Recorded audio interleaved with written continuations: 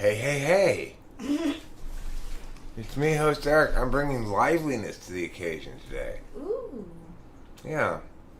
So I've noted a lot of people seem to like liveliness as opposed to solemnity. I had two choices going into this live stream, either solemnity or liveliness. I chose liveliness. I'm a character like that. I'm a wacky character. You are. You are a lively kind of guy, too. You know why I'm so lively and wacky, Rachel? Why? Because I have a personality type known as an ENTP, famous for its lively wackiness. Oh. So, an ENTP, does that mean you enjoy novelty? As a matter of fact, I do. Not only do I enjoy novelty, I attempt to manifest it everywhere I go, like the Johnny Appleseed of newness. Wow. You know what I've heard about ENTPs? What's that? Is that they're the crazy scientists. Do you identify as a crazy scientist? Yes, in my garage, I have built many amazing inventions that amaze everybody, but nobody gets to see them because none of them work. That's my problem. I'm a crazy scientist in that I do a lot of science that doesn't work. That's kind of crazy of me. I actually don't do any science. Science is for nerds. Everybody knows that, right? Science is obviously for nerds. Chris Chapman, you understand that science is for nerds.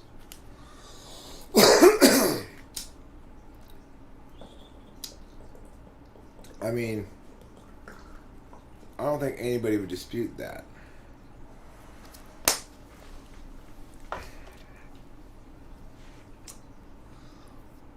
So I read that yet another article that's intended for general audiences, explaining why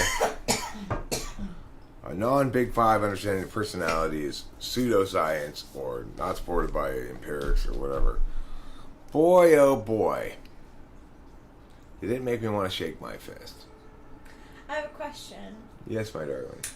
Does that mean that they're saying that Big Five test is the most accurate? Well, the gist of the article was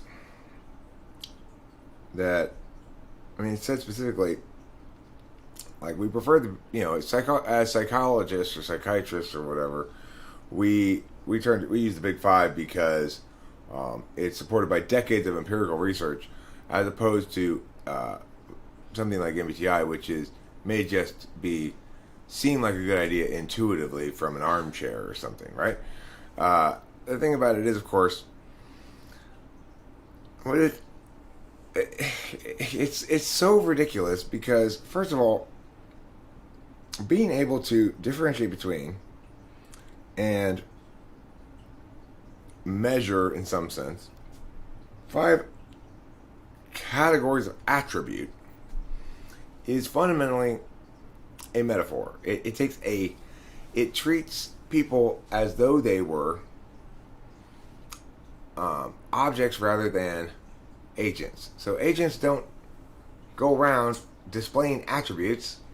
That's from the perspective of another agent who's ignoring the agential side of things, right? It's like, it may appear that I'm creative or talkative or extroverted, or, it may appear that I'm extroverted and maybe not so agreeable. I don't know. It may appear that I'm open. It may appear that I'm not that conscientious. It may appear that I'm not that neurotic.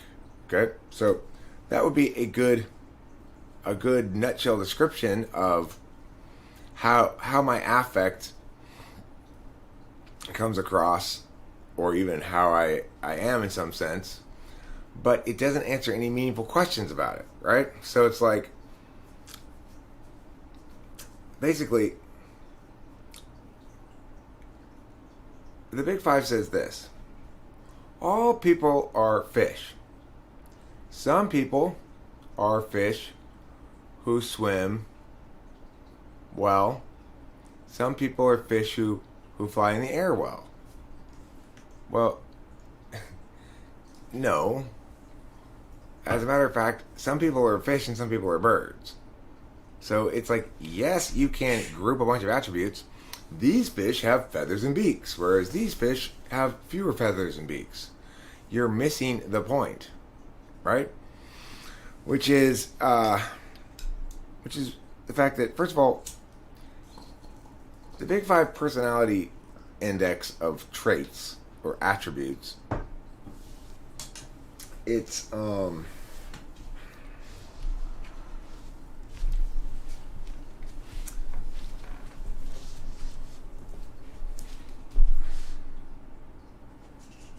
I mean, it's kicking down open doors, for one thing. It's like,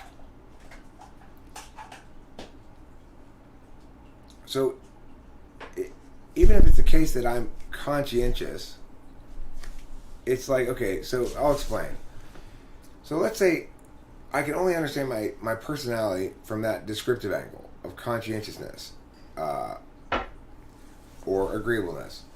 So then one asks the question, well, what makes one more or less agreeable? And the answer to Big Five is, it's a combination of factors, nature and nurture. It's about 50-50. But that's not an explanation for anything. So, like, why are... Let's say I do have low agreeableness, or low openness, or low extroversion. So it's assigning to you an identity that is, because its personality reportedly doesn't change across the course of your life. Although Big Five proponents say that recent studies have shown that you can improve some with intensive study in some of your Big Five trait things.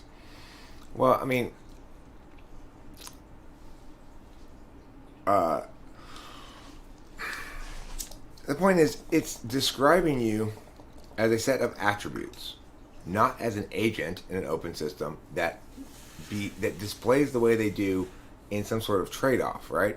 In other words, it denies the reality of human existence, that you have a finite number of hours to pay attention to stuff, and you do so in varying different ways.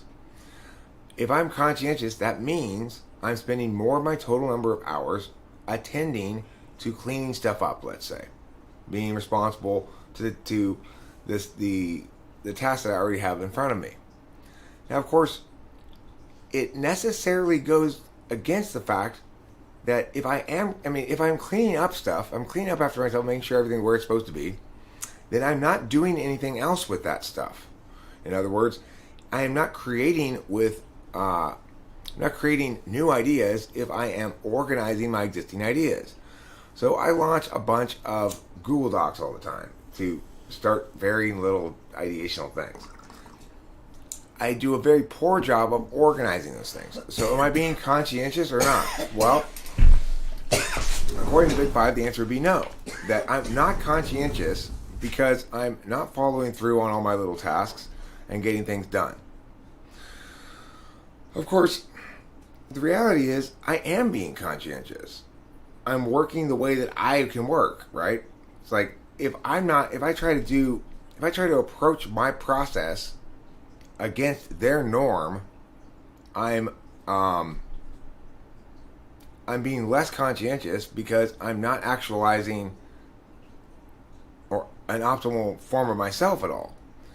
And Big Five just simply doesn't get this, right? It's like, okay, well, conscientiousness,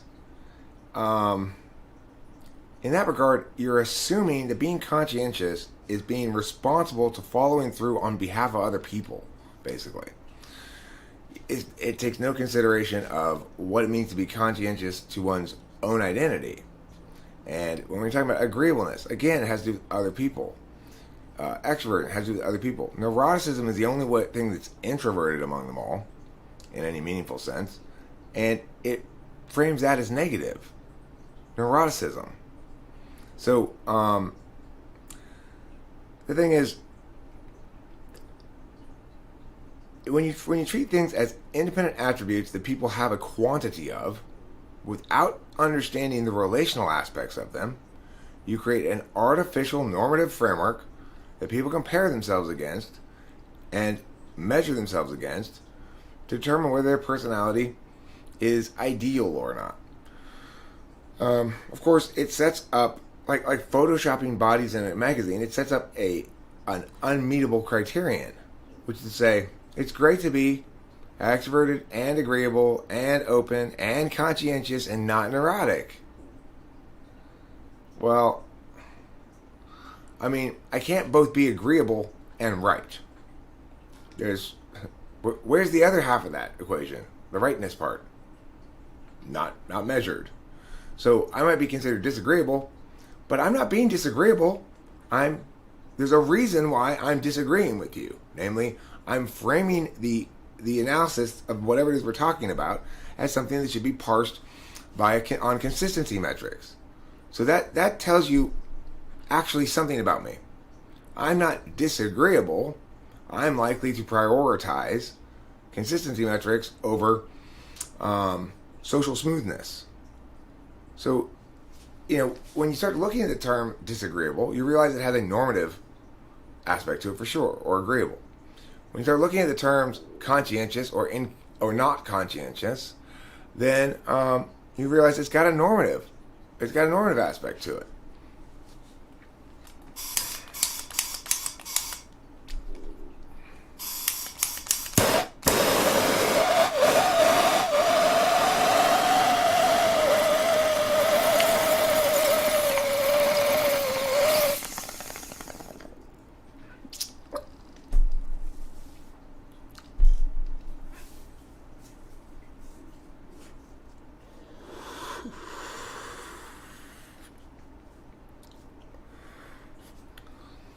I mean, look, the thing about SE users being more active or unlikely to be doing nothing at home all day, etc.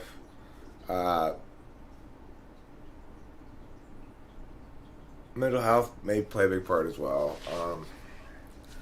The thing about SE is it's about changing the status quo, doing stuff to change the status quo, moving the status quo forward. So, on the one end of things, you've got your SE polar people who want to talk things to death without ever taking action. On the other end, you have your SE driven types who want to end the discussion and begin the action part right now. And action types of both sorts can be like that. So, for example, most people, when they go to play a video game, they don't want to read a manual first or learn how to play it abstractly first. They want to just start playing it, and they'll learn how as they're going. Now, a lot of video games are actually quite challenging TE, or have kind of a steep learning curve depending on what you're doing. So a lot of games will have a tutorial that lets you learn by doing it. It'll direct you as you're doing things, so you get to experience the doing of them and know how to do them as a consequence. It sort of does the TE for you. A person might sit at home and play video games all day and be SE. Absolutely, they might. So, what are they doing if they're being SE then? They're just doing what they feel like doing. But the point is that an SE frame says, like, the early bird gets the worm is an SE frame, or hesitation kills, SE frame. High disgustoid 1. The idea that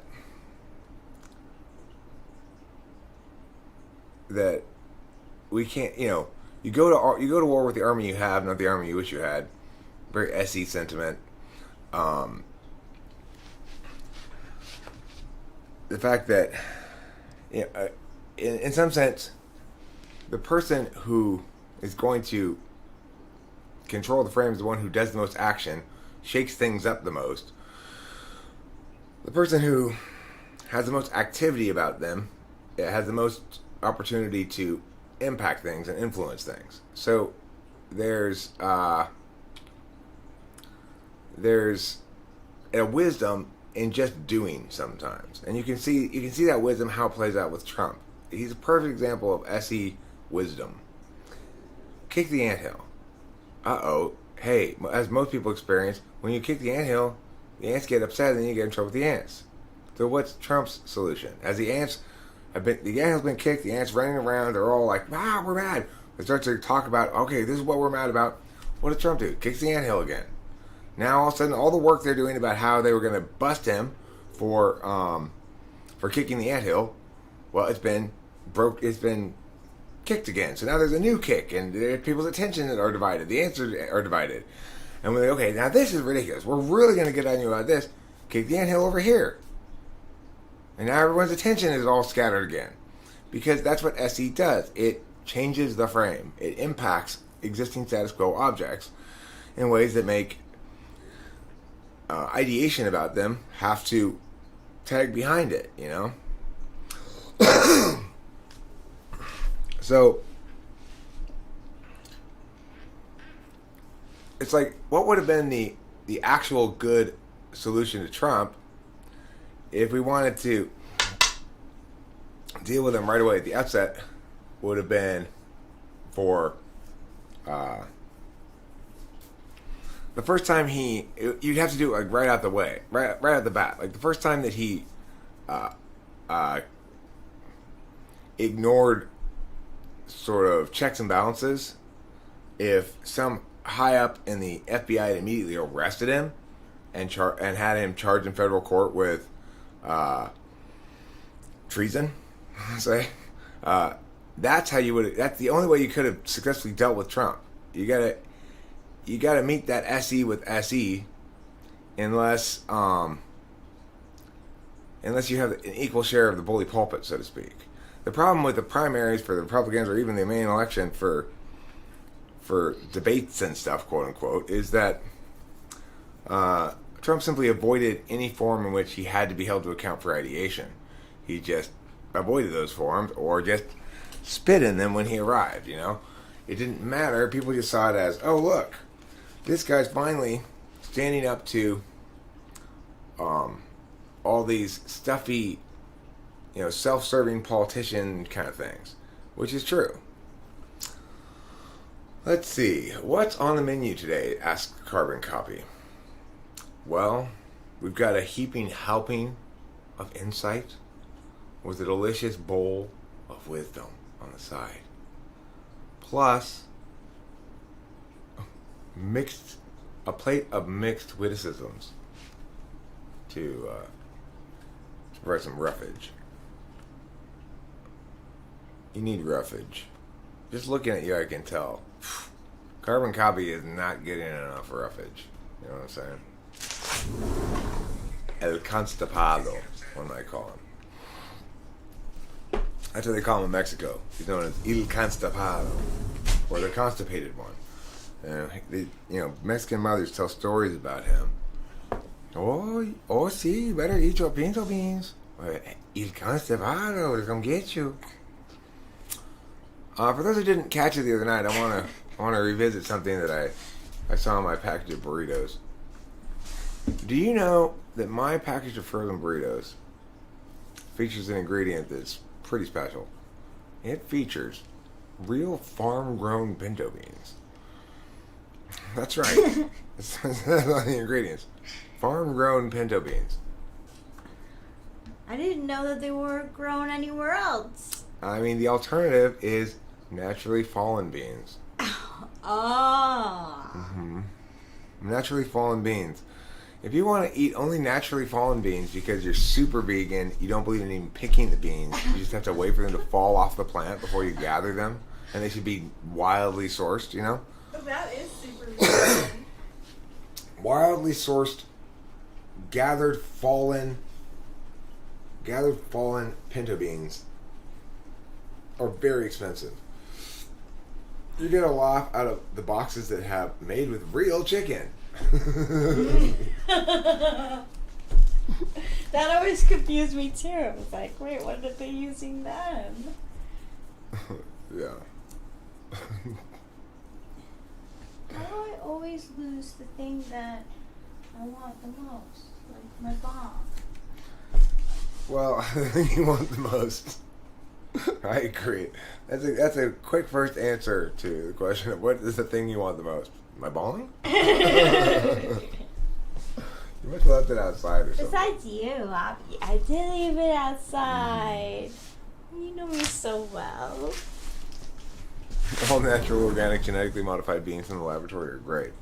But see, the thing about farm-grown pinto beans is it's the equivalent to gluten-free pens.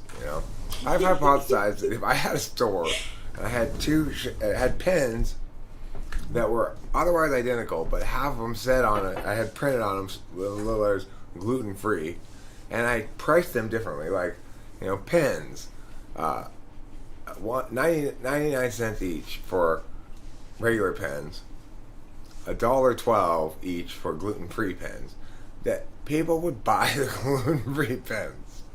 I bet you they would. They would too. Know you know who?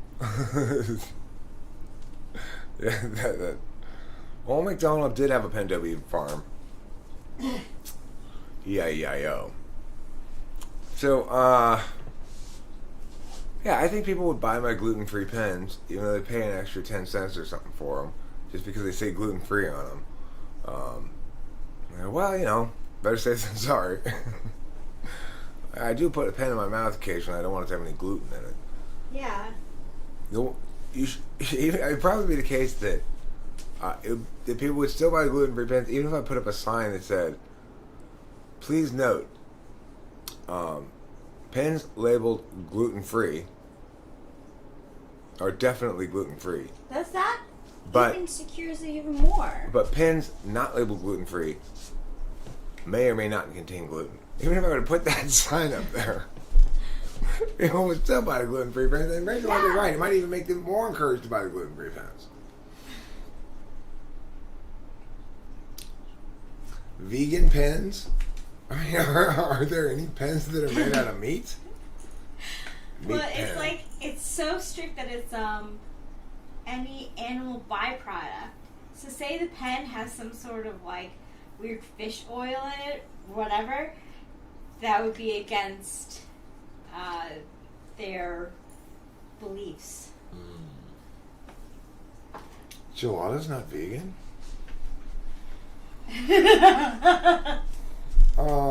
Chicken's not vegan? So, okay. Well, the thing is, it's also conceivable to try to make products that aren't naturally in the field of either organics, vegan, or gluten, and make them contradict those things. So it's like, this pen intentionally has both non-organic gluten and animal byproducts in it, so that it's non-left approved. What a revolutionary type of writing. Because you smug fucks have pissed me off, I've decided to open a line of products that intentionally adds animal byproducts and non-organic gluten to shit that doesn't normally have anything to do with that. Just to middle finger you. Yeah, you right? know who I can see buying that? Who? Trump. Me? I can see me buying that. Yeah. Oh, good.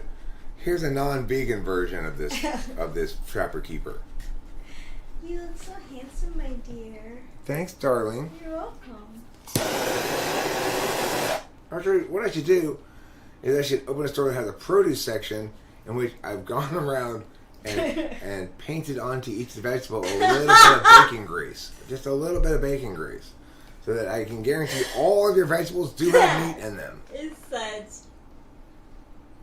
That is something that I would... Okay. I'm sure the health department wouldn't. Nope. Hold on a second. So, the inspector's there at your store. It's like, so what you're saying is your produce section, you want to be, well, you were doing it right now, I see, painting the vegetables with bacon grease. Where'd you get this bacon grease from? The pan this morning after breakfast. I just poured it into this little cup here, and now I'm spreading it on the vegetables. Okay, that doesn't meet health code, Eric. What do you mean? I cooked it myself. Does that make it organic? Yes. You do carbon copy. You have a question in regards to cognitive functions. I have an answer. I bet you have an answer. Horse glue keyboards. Good idea. Ooh, horse glue keyboards. Mm-hmm. Can we have whale blubber and makeup again? Not only that, my darling, we're going to use whale spermaceti for lighting our lamps. For lighting our lamps, yes! From now on, nothing but whale oil for our fire-burning lamps that we have all around. That's the best way to go, and you know what they say, history repeats itself. Look, I want to point something out. Back in the old days when people were really environmental, they didn't use, they didn't have electricity. They used natural means of lighting their homes. So do vegans use outhouses too? They should. And then hopefully they use their own poop to grow things in. Otherwise they're wasting it. Yeah, that's not... That's an animal byproduct, It is. Poop is. It's definitely an animal byproduct. And, they need to make sure they don't eat their poop as a consequence. So they need to convert it into vegetables first. Oh, so that's how they do it. Otherwise they just eat their own poop. It's a little known secret about vegans. If you don't stop them, they will just eat their own poop. That's how hungry they are for meat. Yeah, I bet. Bat feces mascara? For sure. Who said that? Octavia Silva. Oh, I had a feeling. Hey, Octavia Silva. Is drinking your own pee in the desert anti-vegan? Yeah. If you even touch your own pee, you're no longer vegan. Yeah, no longer vegan. No So you better be careful when you pee. You can't touch any part of you except from where it comes out of. Otherwise, you're not vegan anymore. It's that easy to lose vegan status. And goodbye going out with your friends, too. Now, I wonder, for those who are gluten-free and vegan, when going out to eat, what would you suggest for them? Well, see, here's the thing. There needs to be a line of products that is meat substitute, meatless meat, but that nevertheless has some meat in it. So it's like, I'm fine with the idea of garden burgers. They're great. But that's no excuse to not have a little bit of meat in there. So, instead of a slice of cheese, maybe a slice of lunch meat on top of that would help de-veganize it. Just a thought. You can be creative. You could go bacon. You could go, you have fun with it. Just make sure that we include some animal byproduct in it. And that's the sort of thing, that's a market that is not being exploited right now. The market of people who want vegetarian stuff or vegan stuff, but don't want it to be officially vegetarian or vegan. So it's like reintroducing them to regular life. It's reclaiming from the oppressors, the ontological violence. You see? It's like when minorities reclaim the racial slur and refer to each other as that. Same thing. I'm making my vegan stuff have sausage in it. What function is this if someone cooks sausage regularly and usually cooks it for a specific amount of time, but said person doesn't cook sausage for about a week and forgets how long to cook it? Very low SI and probably not good TE particularly. So I'm going to say ENFJ.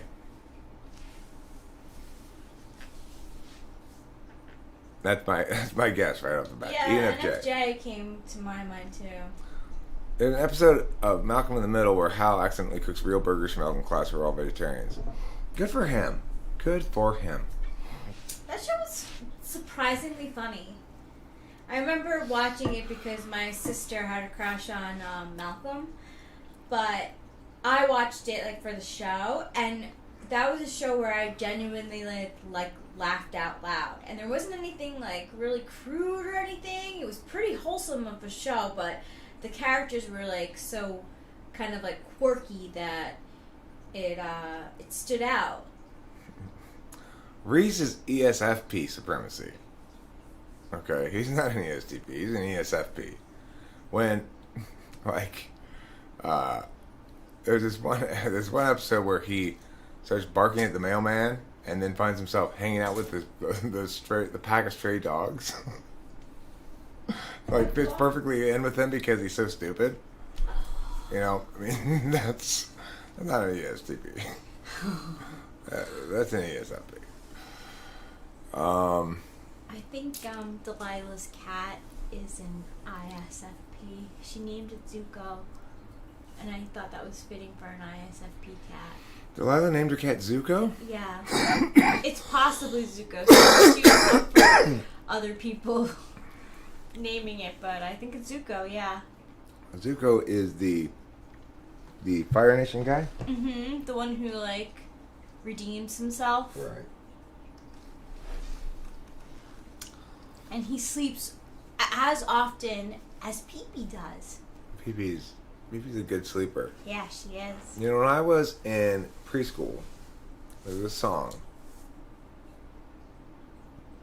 Because they're wrong, but there's, you know, before I understood the distinction better, I called him an ESTP too. And the reason is because I thought I saw in him what was clearly third slot FE. He's so concerned about how people perceive him. But since I've had grown to have a more nuanced understanding of things, I recognize it as sixth slot FE, demonstrative.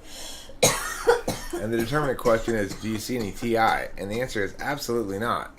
As far as truths that are reliant on consistency or deductive stuff or whatever, he doesn't validate it at all. You know.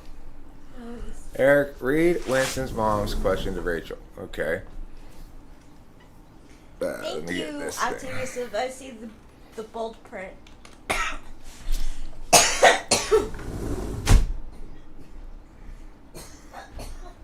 The kitchen is empty and the overall paint color is light gray. The curtains are closed and I can smell the water steaming. Do you see visuals like this when you read a comment? When what? The kitchen is empty and the overall paint color is light gray. The curtains are closed and I can smell the water steaming. Do you see visuals when you read a comment? Like, yeah, you definitely put a visual in my head. I was like, whose house is that? Me too, actually, but it's weird. It's the visual I have is framed through my experience. Like, I visualize basically Kimberly's kitchen in Laverne, but empty and gray, except for the stove with the pot steaming. The same window though, and with those curtains. So it's like, I actually pictured them open, even though you said closed. I don't know. I pictured them open.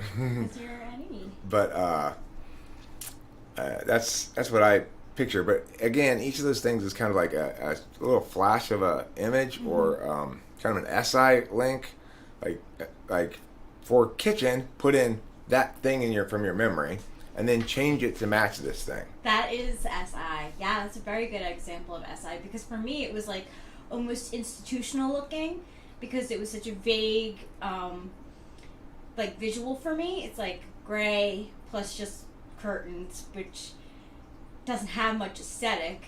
So I was thinking kind of more institutional looking. So you didn't take a specific kitchen that you remember and change it like I did. No, like so you did. That is a really good thing that you said there, Winston Baum, because it prompted a clear distinction between it highlights a clear distinction between the way SI types and NI types approach something like that, you know? Yeah, it was a very good example. Coffee.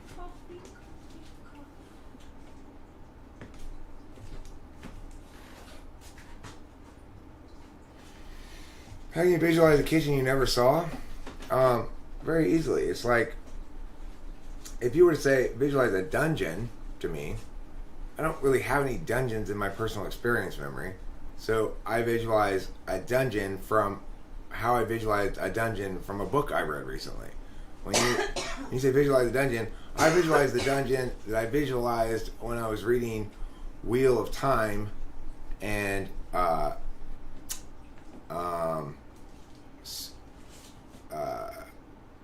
where Suan Sanche and her friend, that the other lady, were kept when Suan Sanche was deposed at Amaryllin's seat.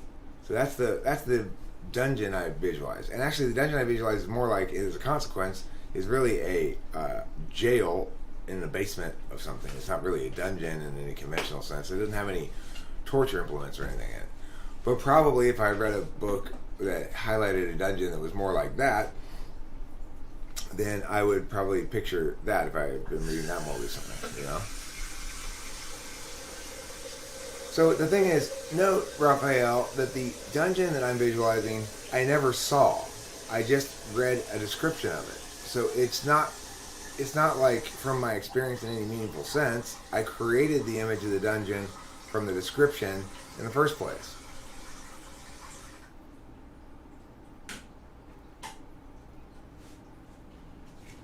A vague amalgamation of various dungeon settings I've seen in fiction is one way you could imagine it. And I sort of get that too, but there's something about being SI that causes me to hone in on one particular image of a dungeon, and it's the one that I'm most recently familiar with.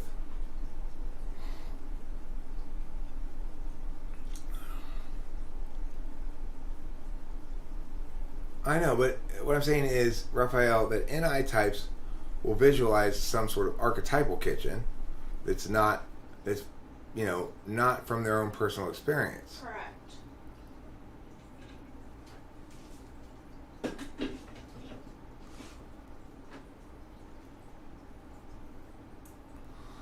Octavio says, can you remember visuals you came up with a long time ago? I once read a 100K word fan fiction that described an entire two-story house. I can still walk through it in its entirety in my memory. Well, I can remember the visualizations for books and stuff that I read a long time ago. Not every kitchen is an archetypal kitchen. Some kitchens are specific kitchens. An archetypal kitchen, you can talk about certain things about it. Namely, it has a sink and a stove and a refrigerator. But a specific kitchen, you can say much more specific things about. So the archetypal aspects of a kitchen mean the things that are universally so of all kitchens for our purposes. Now, it's like, it's like the example I used in the video last night. Let's say you're driving down the street and it's twilight and you see what appears to be somebody leaning over somebody else and tending to them, like maybe patting them with a wet cloth. It appears as though there's somebody on the ground who's been injured or hurt, and somebody over them is caring for them in some fashion. Now, when you drive up closer, you realize it's just a piece of wood that's on the ground, and there's a broken tree branch that's hanging over it that's moving a little bit in the wind that makes it look like a person tending to somebody on the ground from a distance in the twilight. So in that instance, what is the thing we saw? The thing we saw has nothing to do with the thing we thought we saw. And the reason we could think we saw it is because we have an archetypal understanding of what it appears to be when somebody's caring for somebody on the ground, right? It's a complex set of cues that make it distinct from somebody punching somebody on the ground, or somebody dealing with an object on the ground, right? And you can't exactly articulate what those various cues are, but the fact is, what I saw then, when I saw somebody bending over and patting somebody, was the archetype of that. Because in reality, what was there was a tree and a piece of wood. That's what it means when I talk about archetypes. When I use the term, I mean that. I mean understandings of things that are distinct from any actual manifestation of it.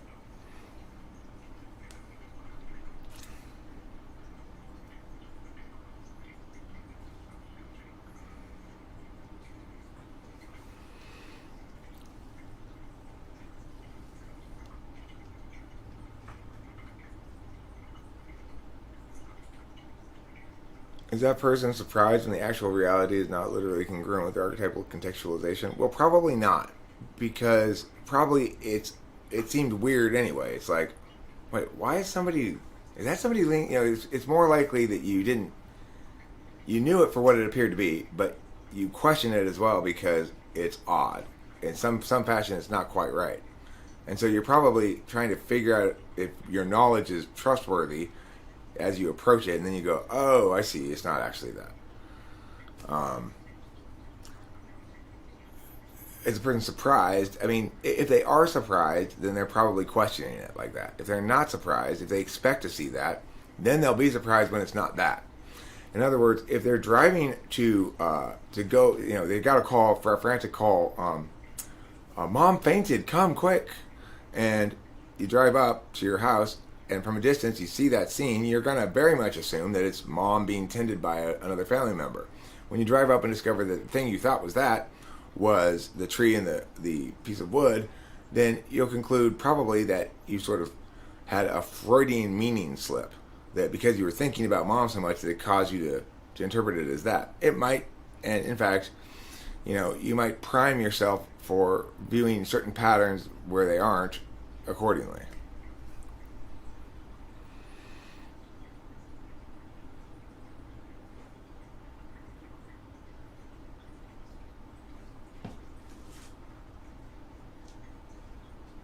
Pareidolia, the tendency for incorrect perception of a stimulus as an object. That is such, you know, that's good NI there, Octavio Silva. That is a word I actually need and should use, and that's really good NI. It's like, you know, people have all sorts of recommendations for me. You should meow is a very common thing for me to hear. Usually, you should meow is it should make me shake my head. In this case, I don't do that too much. No, you don't do that. Okay, you do something utterly INFJ brilliant. So Rachel doesn't really express opinions about things. A lot of times, she'll ask a question. Is that how you're gonna have the base? Is very powerful question. Right? It indicates a lot. It doesn't say much explicitly at all, but it says a lot. For an NI, a person who's willing to pick up on subtextual NI stuff. And of course, her asking that question had an important impact on me reframing how I'm working on that song in general. So it's like I have this mistaken belief a lot of times that, well, the song will carry itself. Like, if it's a good enough song, then all I just need to do is sort of put the chords on the beats and good enough, you know. Of course, that's not the case. And listening to Cake a little bit this morning again, I've been listening to this song, Make It All Go Away or something like that. What's it called? Something like that. And the way that they layer different sort of rhythmic and instrumental approaches to the same theme to add variation is instructive. But the thing is, the key point here is that question caused me to reframe my whole approach to this thing, which is, why am I always trying to brute force it? Like, take the time to live with it, practice it, play it a bunch of ways, and get to know how it's supposed to be first, instead of trying to find how it's supposed to be by brute forcing your way through a bunch of laborious editing, trying things. It's trial and error stuff, you know? I like people to make decisions. Like, I can't say that I'm the best decision maker all the time, but I do like people to make their own choices, because I think I think ultimately they're the most happy when they make the best decision on their own, you know? Yes, I think there are some personality types that value the FE, maybe, the feedback a little bit more than others, from others. But I personally would rather an individual to make their own choice rather than me try to be like, well, you know what worked for me? You should really do that. Or you should really get a haircut. Your hair is getting shaggy. I can't stand that. I can't. All right. Well, the thing is, it's asking questions the way you do is particularly suited to being with my personality type. So since I ignore NI, the best way to get me to access my own NI is to get me to attend to the question that the NI is ignoring. True. Like. Works perfectly. So, as I'm brute forcing this thing, basically the question caused me to go, okay, maybe I'm just, the problem here is not that the base is right or wrong or whatever, it's that I don't know what I'm trying to do here. I'm trying to figure out what I'm trying to do here. And I have an experience not that long ago with Rachel where we recorded a video and she correctly guided me towards doing multiple takes of it until we got one take that was clean, rather than trying to do like an extended bad take and then me edit it down into something good, which is my normal way. It's because I assume I don't know ahead of time before I act. We do have a nice balance. That will not go the way you think it will, but you're free to do it. That's how I talk. Is that how you're going to do that? Is that where you're going to put that? People take it offensively, but it is not meant that way. Well, it depends on the tone, right? It's like, are you going to put that there? Is going to cause people to be like, well, what's wrong with that? Right. Where if you ask a really flat thing like, so is that how the bass is going to be? Then it causes me anyway to go, is it? I haven't been thinking of it in those terms yet. I've been thinking in terms still of everything's a guide track that's going to be replaced by something, or everything is just a starter track that I still haven't figured out how it's going to go yet. Kind of ignoring the fact that until one makes the decision to execute a certain way, you're just wasting time. Except for me, it's not exactly wasting time, because it's kind of giving me guidance as to what I'm supposed to be doing with it.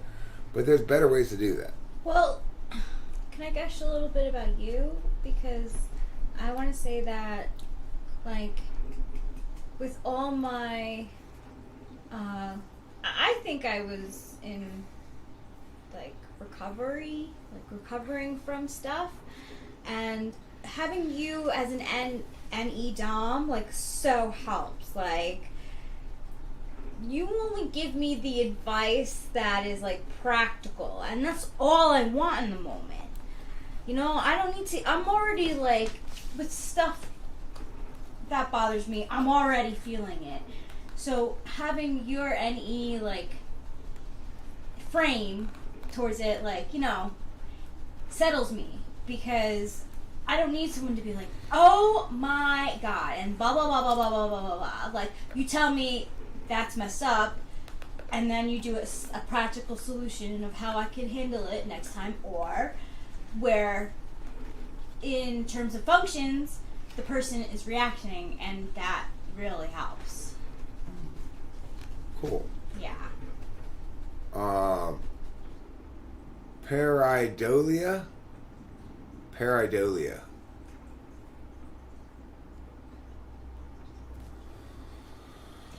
I'm sure he does need a background.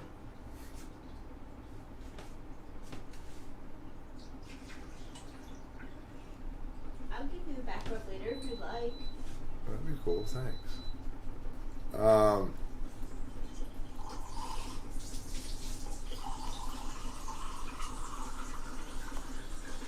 I feel that's how I try to comfort people too. Well, see, Rachel in that instance isn't trying to comfort me, she's trying to guide me. Which is, I don't need comfort. Like, I don't need what I'm doing to be good. I need my position on what I'm doing to be correct. So, if what I'm making is not good, fails aesthetically for one reason or another, then I am very open to direct critique in ways that other people probably aren't. I probably came to you because I already know it's it's inadequate. It's like if I'm looking for critique of any sort. I was talking with my friend Matt about Siddhartha Sedate, and I was playing for him the version I've been working on, and he's like, I don't like it. I'm like, I don't either. It's not good enough. It doesn't bother me. I couldn't agree with him. It's like this thing needs to be transcendent, and it's ordinary still. And of course, it's hard to make things transcendent. So I'm not like sad or something about my failure. I recognize that the path to success is littered with endless amounts of failure. It's like you can't succeed without failing. You've got to be willing to fail, learn, adjust, etc. if you want to be successful at anything, really. At least I do. It's because I'm trial and error by nature. Have I read Paul Auster 4-3-2-1? Never even heard of it.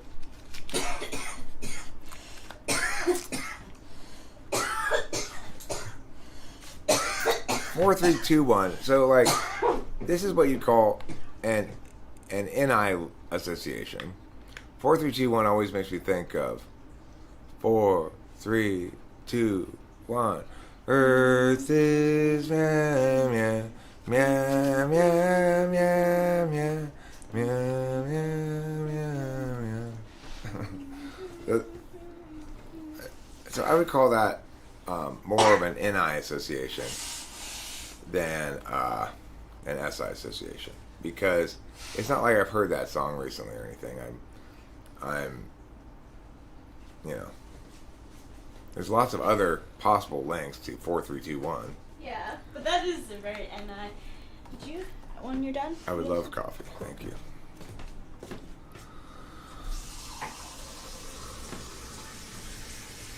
Alright, so it's interesting to say it's novel told as 4 diverging storylines into 4 parts which represent different versions of his life. So this is exactly the thing that I was complaining about before Brandon Sanderson came in to help Robert Jordan write the Wheel of Time books. Okay?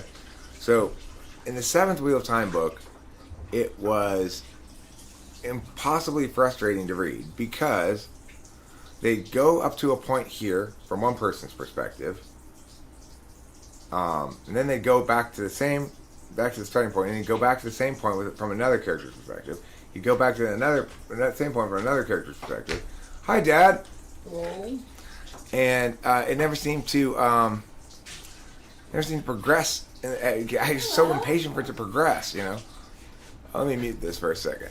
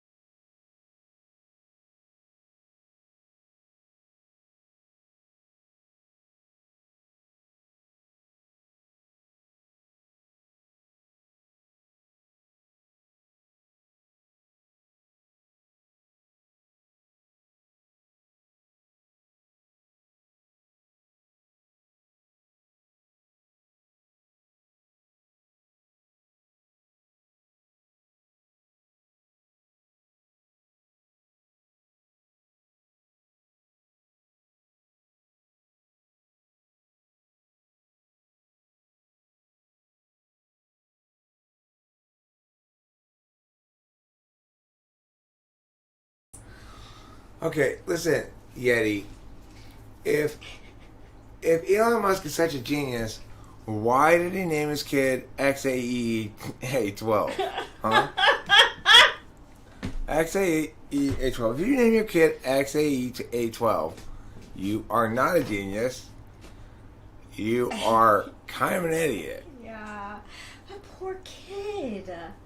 I mean, maybe not poor kid. You don't know how the kid's going to grow up to enjoy their name ever, but I would that kid's going to get teased.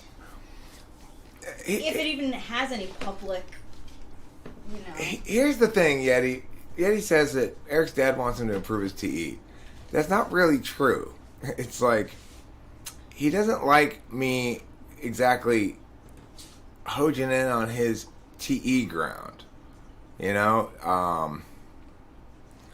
He likes to be the source of the ideation and solutions and stuff, you know?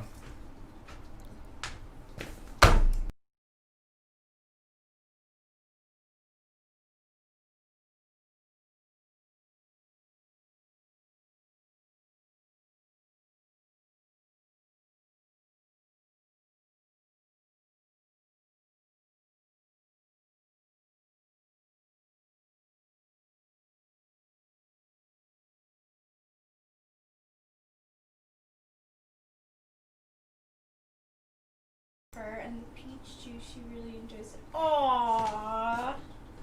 I know the peach juice she's drinking. Okay, so Eric's dad can't get the rationalizations. He doesn't like your ontological thoughts. Okay, well, it is to a certain extent true that my dad, it's like, my dad's never really going to respect me. And the reason for that is multiple, you know, but one of the reasons for that is because he just has we have a fundamentally different frame of reference. I countervalue his dominant function. He ignores my tool function, and he's got a selfish approach to extroverted intuition, which means he doesn't have any use for mine, really, you know. His SI is better than me, and you know, like one day he asked me, like, so why do you do all those videos and stuff that you do? And the only explanation he would accept as a meaningful one was, well, I can make money at it. It's like the only thing that he accepted as a meaningful insight and wisdom from me.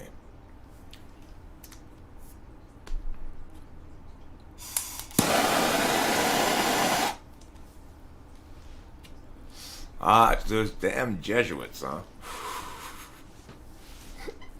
I mean, who makes the Jesuits the enemy? The Jesuits are the very best of the Catholic Church.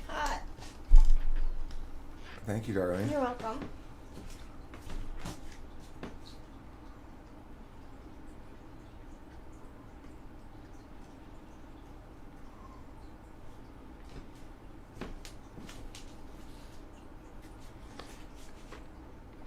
Well,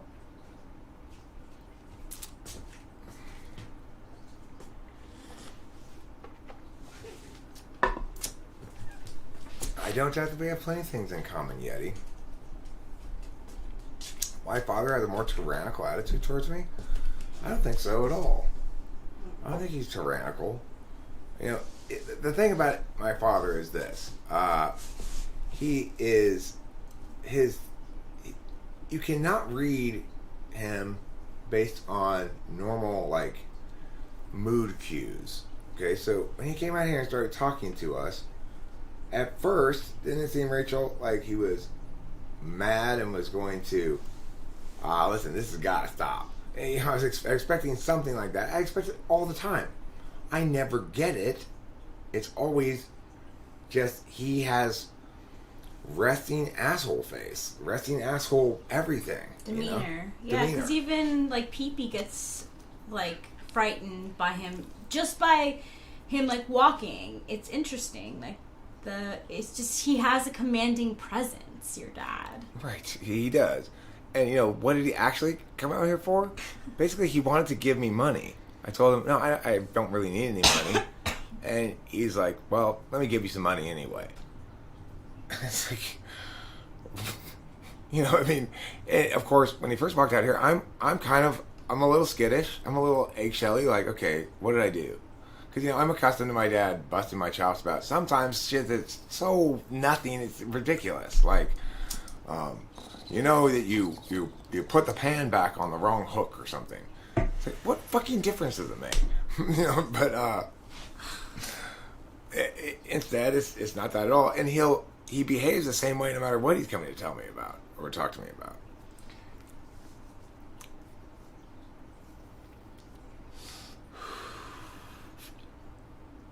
He's not pissed. He's not pissed at all. That's the thing. Raphael says maybe he's pissed because you live at his home at that age. It's not the case. He's not. He's not pissed. He's, you know, the reality is he wants me here. He wants us here. He likes having a family near him and everything and involved in his life.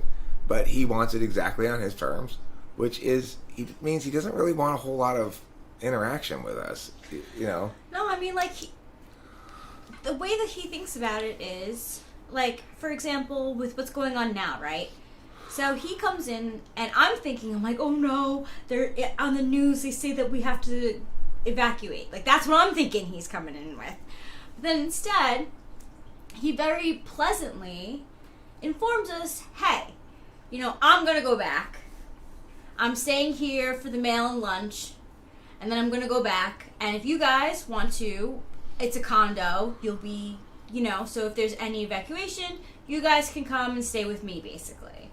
He doesn't say that, like, full-blown out, but he was extending it. I mean, pretty much. He says, so, you know, if the need arises, we have a nice place to stay. We don't have to stay in a hotel room. Yeah.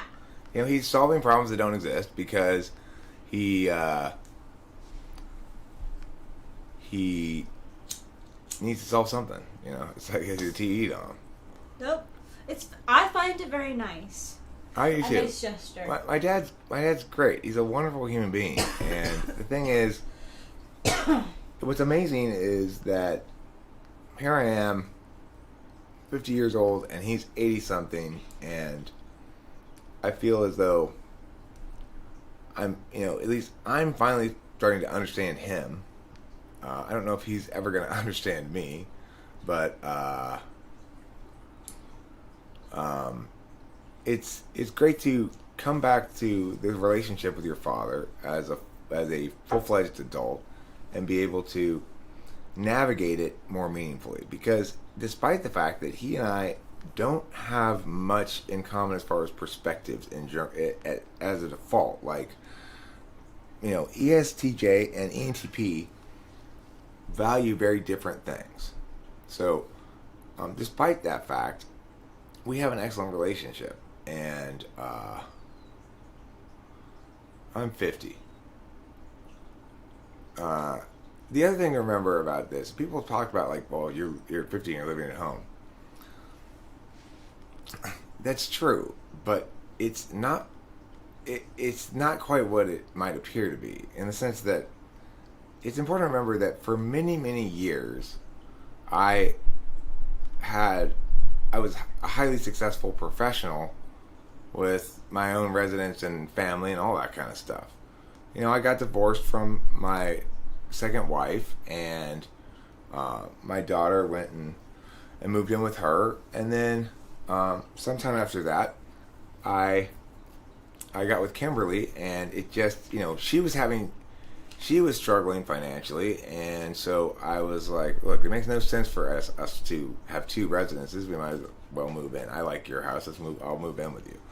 So I did. Now, at that point, I no longer have a residence to go back to, right, when we break up. So I come back here to home. There's no advantage at this point to me leaving. Absolutely none. It's like, it's not going to help my dad. He doesn't resent us being here. He's not sure exactly what to do about it. And it's like, he's unipolar. So the reality is, it's an FI thing for him. He likes it. You know, he wants it. And I've had to understand that My accepting his generosity graciously is sometimes part of how I can best serve his FI. That's a very good reasoning right there. And I have to remember that occasionally he'll say some anti-polar stuff, meanings that I take as of overarching significance, but they're forgotten in a day or two. So he'll sometimes make critiques of me, and I'll go, "Shit, I better start making some changes to move out of here." I'm just fooling myself, right? Because he doesn't. That meaning doesn't stick with him at all, like it sticks with me.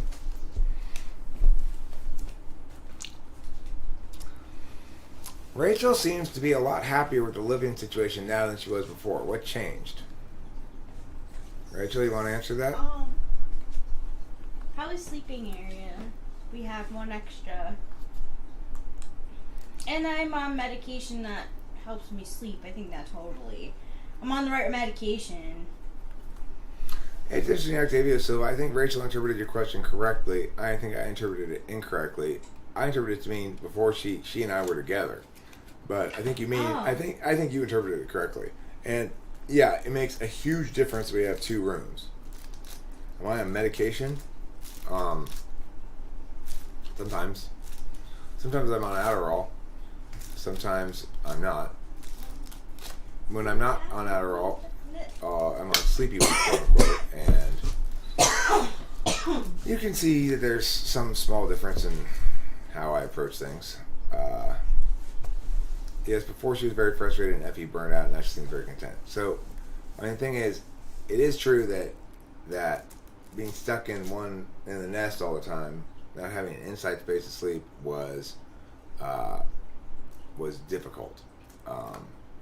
It was also kind of proof of just how compatible we are that we could stand it at all. I actually want to bring that up because I was I was listening to a podcast yesterday, and the 2 hosts of the podcast said that they've been really having a hard time dealing with staying inside and COVID times with their partners. What are your thoughts on that? I mean, I think it's indicative of the fact that people aren't with partners that are good across the spectrum. It's like, well, what do we know when a married woman, starts hanging out around talking with famous people live streams a lot? We know she's very shortly to divorce. It's happened many times now. Yeah. They don't indicate that when they start hanging out here. None of these people who are married, they go, oh yes, I my husband. They talk about their husband or whatever. Mm-hmm. Get no hint of it, and then one day it's like, well, we're split. Mm-hmm. Winston's mom, Zandy, or recent incarnations of it. There's lots of other Jewel. older who? You said Jewel. Jewel, right? I thought you said Rachel. Oh no. People are not with partners that not only that suit their functions, but I actually think that Enneagram is an important factor as well. So Rachel and I are both 7s, which means our primary number one thing that we'd like to be upheld as a value is don't interrupt my playing with your responsibilities. Totally. And we both do respect that about each other. Yeah. And so, of course, this relationship works really well because we are empowered to be that. We're empowered to be 7s. We are not required to compensate for our 7hood. If we were, then it would probably be a difficult relationship in the sense that neither of us would want to be responsible for things. Hell no. So a lot of people have instrumental relationships like I had with my second wife, where she compensated for my shortcomings. But that means also that there was a certain amount of back and forth critique going on. Like, I'm trying to compensate for her shortcomings, she's trying to compensate for mine. And neither of us feel particularly happy about it because it means that both of us think there's something wrong with the other person. I take my longest relationship as one that was just so young. Like, I was so young in my longest relationship that, like, there was, like, the rose-colored glasses sort of thing. Like, this is how it's supposed to be because this is what we've learned, sort of. But we were babes. 22, like, you know, starting a relationship, you barely know yourself. Sean O'Neill, are you still here? I don't know if Sean O'Neill's still here, but Rachel has indicated that you are exactly like her ex-boyfriend. Yeah. ENFJ. Yeah, you look very much like him, even with the glasses and hair color and his eye color, too. It's bizarre. The nice thing is, that makes me feel more safe, actually, because just as my dad is my benefactor type, I'm his beneficiary, and it comes with a sense that he's never threatened by me. The only time I can think of when it's like I clearly had the upper hand and he needed me to be gentle, was when we had the identity theft, and it required him to turn to me and Delilah for a bunch of TE stuff. How do we solve this problem? It made him feel really helpless, and it's TE stuff that links to NI a lot, so he especially felt helpless. But except for that instance, he always feels like he has the upper hand, whether it's true or not.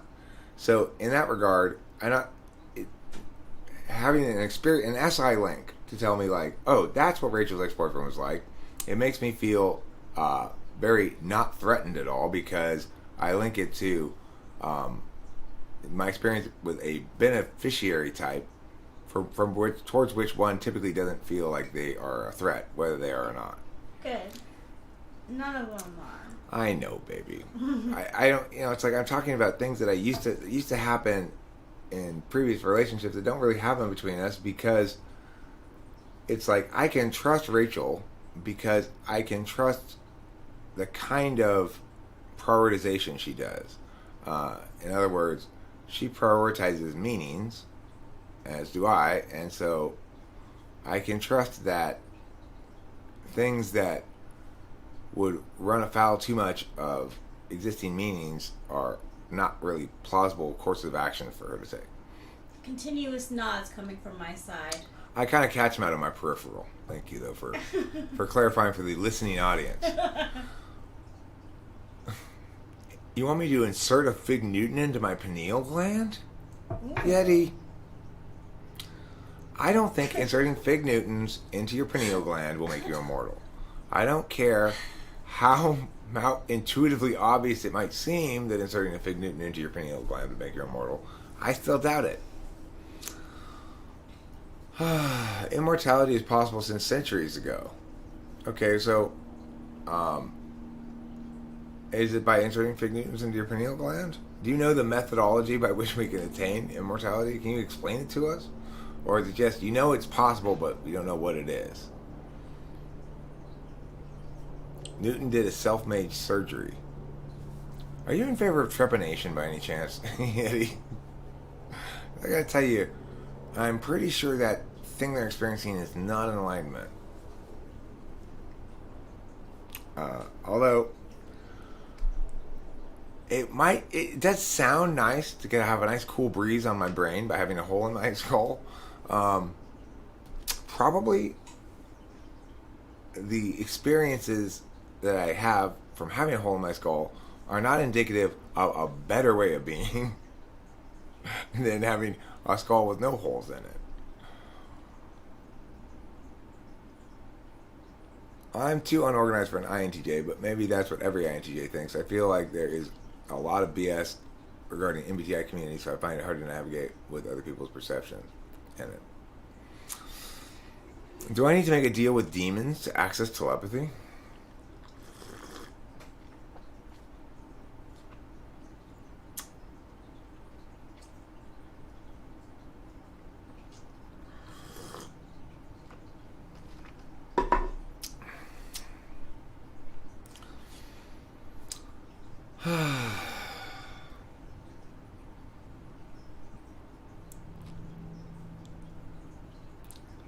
Octavia Silva says she thanks the general MBTI community's perception of INTJ is wildly off. In some ways, yeah. In some ways, no. I will say the INTJ stare totally is not like a mythological thing in typology. It exists. Yeah, they're in receive mode without receiving any data on how they're making you uncomfortable. Yeah. I'm receiving data that does not include you. You're doing it wrong.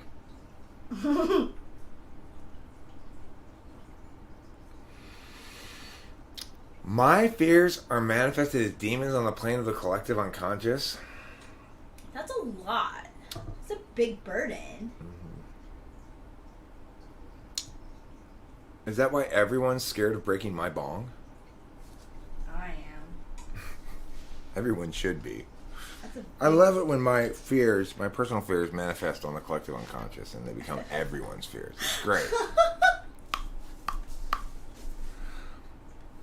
You know, I wish I could do that with masks. I'm terrified of masks. I wish I could get that transubstantiated onto the collective unconscious plane so that everybody is terrified of masks and we can just throw the filthy things away. Happy anniversary, my darling. Happy anniversary. Today is Rachel and my 1-year anniversary. We've been together for a full year now. Full year. It's pretty amazing, actually. Pretty amazing. It went so fast. It did.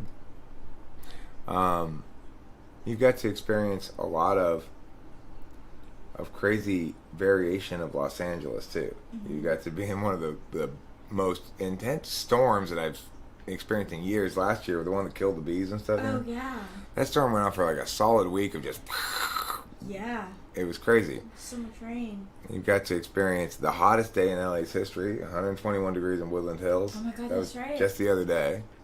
You got to experience the hills above our house burning, and what it was like back when I was a kid with third stage smog alerts. That's what it's been like around here lately with all the smoke.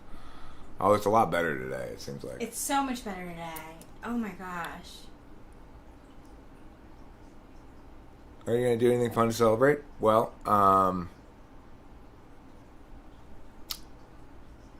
you know, it might be fun to go. I don't know if we really want to do that or not, but I was thinking we could go down to one of the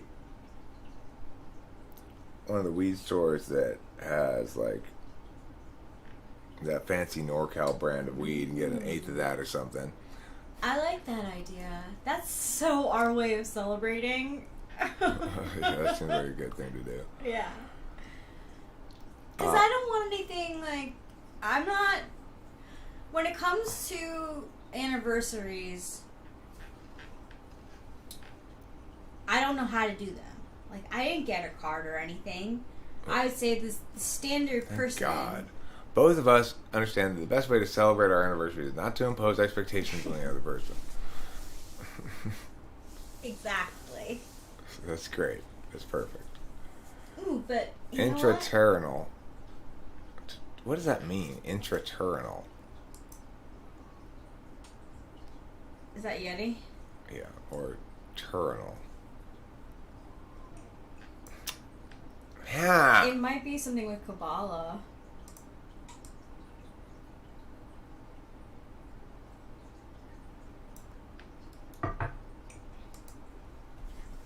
Hey Yeti, my Kabbalah number 7.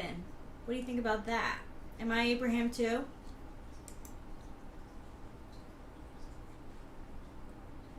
It's a Spanish word. It means what?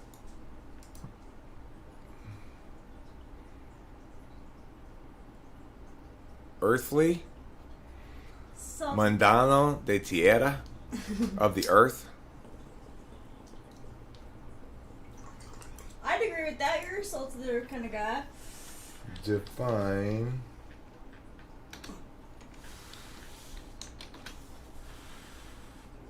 Oh, it's only in Spanish. Earthly. It's a cool word. So extraterrenal means like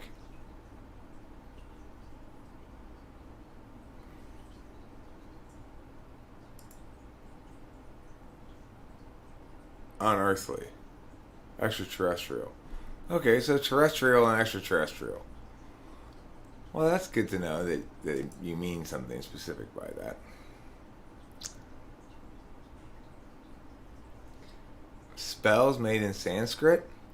These spiritual experiences are tangible experiences that only I experience in my house that is protected with special salts and spells made in Sanskrit. I'm also, like, kind of joking. I'm talking about, like, Chaldean numerology. There's not really much substance there. My imagination is deep and profound. I lived many lives in many worlds and did many things just in the darkness of my room. And it was all real. Because like intuitive types be like that. You know he stank up that room. Talk about some demonstrative FE. No.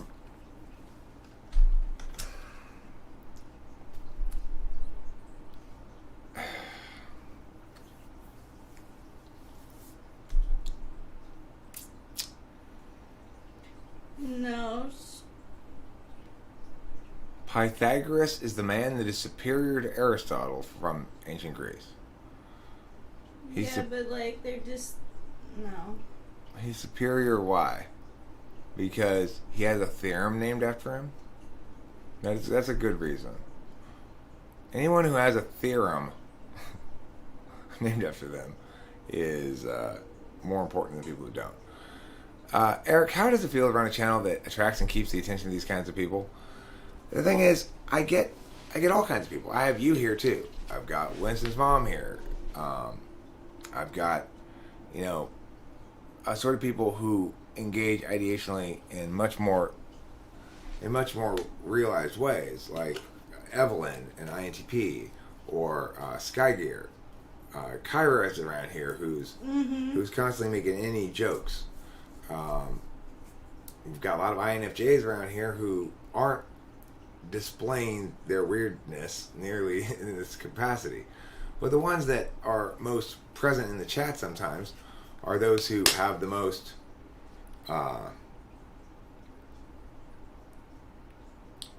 who are saying the most NI things without any sort of link to reducibility. That is a good question. So I'll ask the question right now. For people who are hanging around here and have been around here multiple times and feel like coming back when they see me live streaming, what is it that keeps you around here? When you feel like leaving, what is it that's pissed you off? Or bored you or whatever? That's a good question. Anybody who wants to answer that here in the chat, I'd appreciate it. The sort of question I don't think to ask very, very much myself. Octavius Silva, you're on a bit of a roll today. That's 2 NIs in one day. It's pretty good. That is. About as good as I can do in a full day, even. 2 NIs? Wow. That'd be a full day for me. Could you do a poll for our anniversary day? Of course I can, darling. Also, it would have been my Grandma Lapalos's 100th birthday today. Coincidence? I think not. No. Grandma Lapalos is looking down on us saying, good job, you guys. Yeah, she is. I like validating what people say without always telling them so. I stay for policy and type discussion. See, all of a sudden, Evelyn's here and Chris is here. They hadn't been saying anything, right? I didn't know they were here. I actually was thinking specifically about Chris Chapin, too, but I couldn't remember his last name. So I just didn't mention him. But I take for policy and type discussion. I leave when talking about personal stories and media. So, in other words, Evelyn is bored by my dominant NE in the same way that I'm bored by INTP's dominant TI. I can't watch Ben Bassarin's channel for shit because it's like, who wants to listen to you parse all that shit down forever? I don't. But the thing is, on the other hand, there's areas where it's like if I am interested in learning about a subject, I'd be much more well suited to go to an INTP's explanation than anybody else's. So, I only left a couple of times when the blood pressure felt too high. So in other words, it just didn't allow you to use FE at all. It was, things were heated enough that FE nuances were off the table. You know? All this time is wasted time for Eric's father. You said he supports you financially, economically. Well, I mean, he gives me money, if that's what you mean. Most of the money, the majority of the money that we have is money I earn at, like, coaching, debate, and stuff. But it doesn't matter, is the point. It's like, if there was a reason to, I would restructure my life to get a full-time job or something and support myself fine. It's not like that's out of my capacity to do that, or that I haven't proven I can do that plenty. It's just, I prefer this scenario, so why should I change it? You know? I don't really like working that much on stuff that, you know, I don't like working at jobs very much. Although I like coaching debate in general. I've been having a fun time with Jeffrey and working on. I mean, I used to have a small business, Yeti. I had a small business called Autonomy Debate, and the fact is, it's a lot of work. I wasn't an employee. I was the boss. I hired people to do things, and it was my own. I mean, my own debate school, and it was pretty effective. It, you know, made money, and I had a fairly large squad, and we won rounds and stuff like that. But you got to understand, Yeti, that there are trade-offs. So I've been at the pinnacle of my career, both as an employee and as a school owner.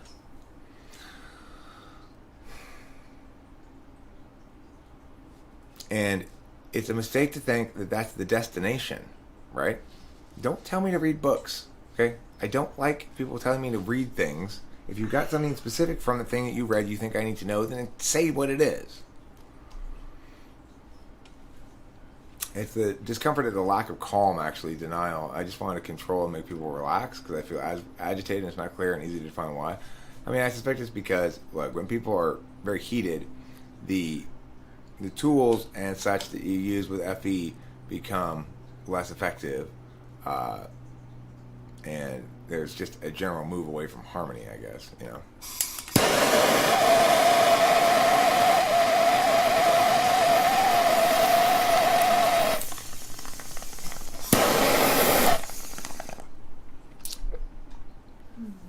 If you can't explain to one who needs to ask, then you can't explain at all.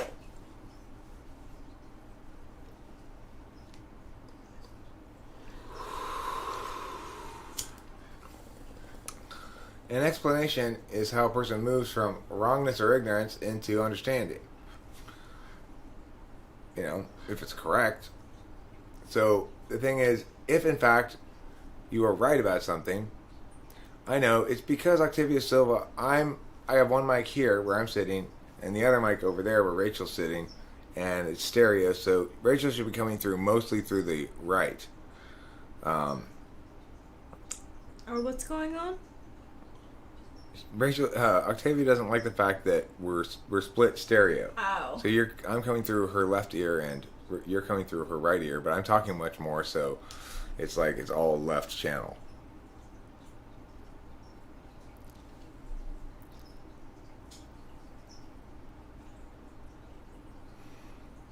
You can hear my bong rippage. I must have missed the part where someone assigned the job of life coach for Eric to Yeti. Hey kiddo, you have an arrogance to your confidence. I'm not trying to be mean. Anybody can life coach me. Everyone's welcome to life coach me all they want. You can give me whatever advices you want. The thing is, sometimes those advices are useful. Like, Octavio had a couple of useful things to say. Words that I should learn and stuff like that. And some things that people say are, in other words, some things people say work within the frame, some things people say try to set the frame. So it's like, when you talk about how I am versus how I should be, you're trying to set the frame. when you're saying this works within your existing frame, Eric. Here's something that might be useful. That's a different approach. Neither is an invalid approach, but people are going to have a lot more success with the latter because I've done so much framework already myself that even if they are normally accustomed to being able to challenge successfully people's frames, they're probably not going to be able to successfully challenge mine.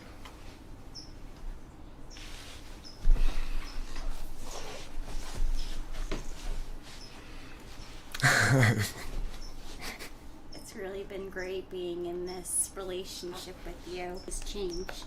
Thanks, Margaret. This is my woman, Margaret. She and I met at the library where she was an ISTJ, and she was putting books back on the shelf, and I said, "Hey, do you have any books about cheese?" And do you remember what you said in response?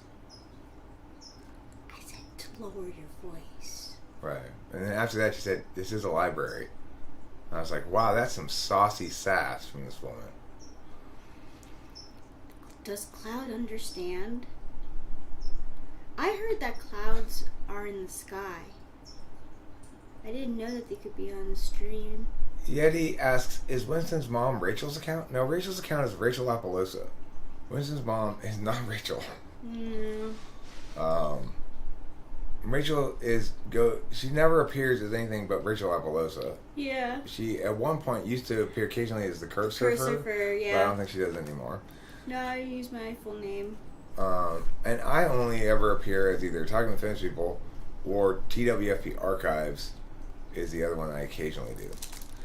Rachel grew old because she has to listen to Eric rambling all day long. That's possibly true. Yeah, there's actually long stretches of the day where I'm not particularly talkative. It just it's flown by. It's only a year. Sean it's asks... COVID, okay? COVID changes lives. And my life has been changed. So Sean asks, has anyone read An Arsonist's Guide to Writers' Homes in New England by Brock Clark? No, but I love the title. Never heard of it, but I love the title. Yeti says, you have special crystals in your house, right? Yes, I do. I've got mixed amphetamine salts. They come in little orange pills. They're very special crystals indeed. You should read up on them. Morge, do you remember your past lives? Only several of them, says Morge. Raphael says, because Satan is your daddy, Eric, and so could mine be. It's the same reason why I go hang out with my sister in her attic to learn to see again. Satan's not my daddy. It's like, what? Satan's my daddy? Eric, you totally need to read Harold and the Purple Crayon. You will never be the true manifest emperor of your own life destiny until you do. This is the truth. Okay, well, that's the kicker right there, Horse Mumbler. If you hadn't said it was the truth, I probably wouldn't have bought it. But given that it is the truth, I have no choice now. Rachel, I like you the have hair. stones. I have kidney stones. I like this. Thank you. It was taking a long time to put that like it that. It does. But it's on YouTube. If you've heard of it, you can go on there, and there's a great woman, and she tells you. Do you think I how could to do it put with your my hair? hair in a bun. It's called a top knot. Do you think I could do it with my hair? Do I have enough? Yeah, if I could do it, you can do it. Okay, I'll try that. I think my hair here would look better if it was more like this. I can do it, you can do it. Okay, well, I'll have to research that on YouTube then. Yeah. Reincarnation is an interesting thought, says Morridge. If reincarnation existed, this universe would be so great. The thing is, if reincarnation existed, then at this point we could reasonably conclude that it's not possible to retain your previous lives meaningfully. I've reincarnated into Pee-pee's cocky. So, it's like, I went to a fortune teller one time, or not fortune teller, a tarot reader at the county fair before I was with Rachel. I was with Kimberly, and she told me a couple of interesting things. One thing she told us, even though Rachel had not Rachel, Kimberly, sorry Rachel. It's all right. Kimberly had an engagement ring on her finger at the time, that we would not be married. And she was right. And she also told me that I had been a woman in most of my past lives. I believe that too. Hey, baby. I get why the person can say that about me. It doesn't resonate with me as not contradictory to who I am. But of course, it's meaningless to say that I was a woman in my past lives if I can't access any of those lives in my current one. Then those can't really inform it in a meaningful way that anybody can nail down, I guess. Yeti, the feeling is mutual. I'm not here for you either. Rachel does not surprise you at all?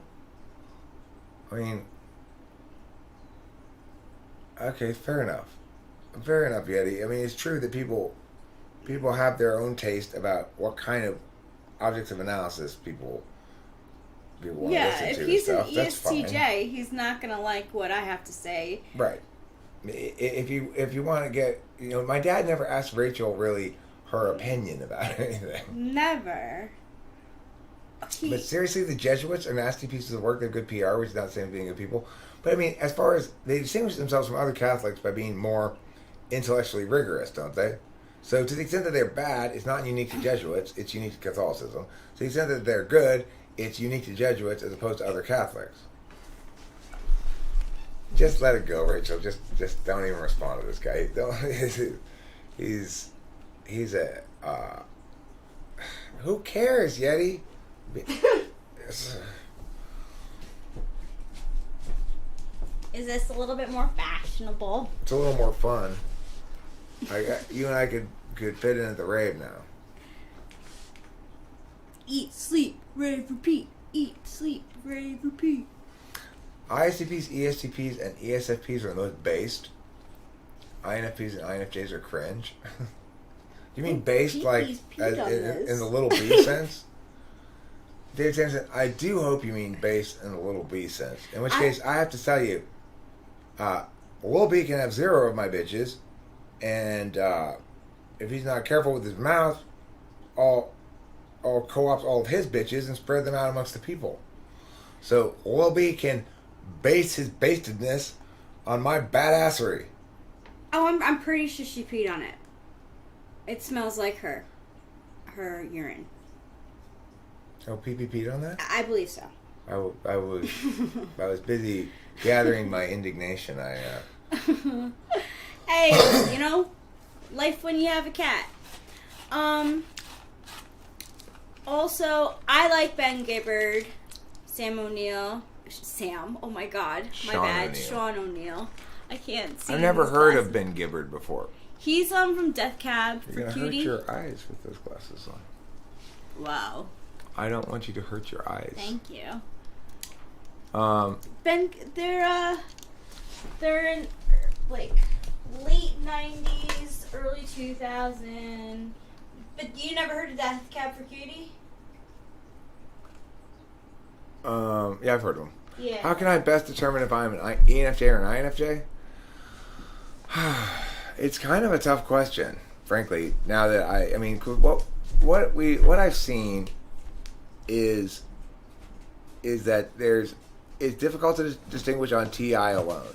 So Rachel's third slot TI will not necessarily test better than a fourth slot ENFJ's TI, depending. So specifically, what I'm saying is, I tested an ENFJ the other day who had competition debate experience, and his TI tested better than Rachel's third slot. So it's not very determinate, because the guy's definitely an ENFJ and Rachel's an INFJ. And the problem I'm having here is then I'm saying basically holistically I can tell, but there's nothing really definitive about it. So it does have to do with whether FE is an absolute value or an instrumental value. You can tell a INFJ it has an instrumental value of FE if you push on that a bit. So it's like ultimately Rachel doesn't value perception management for its own sake. In other words, what's right and fair is ultimately the veto on schmoozing.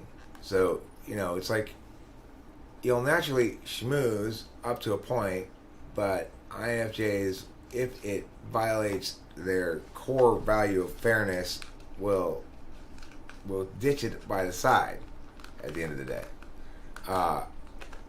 In contrast, for me, if my TI is too combative or too boring, for example, then I won't. It's like I don't do very many TI heavy videos because they're boring. I don't find that people like to watch them, especially. Remember that ISFJ that Isaiah Rude typed alone on your channel? I didn't watch it, marked in. So I don't know if she was an ISFJ or not. Isaiah may have typed her as ISFJ, but I don't know if she is or not. But it is possible for third slot TI to express quite strong or not so strong in the sense of passing certain specific tests.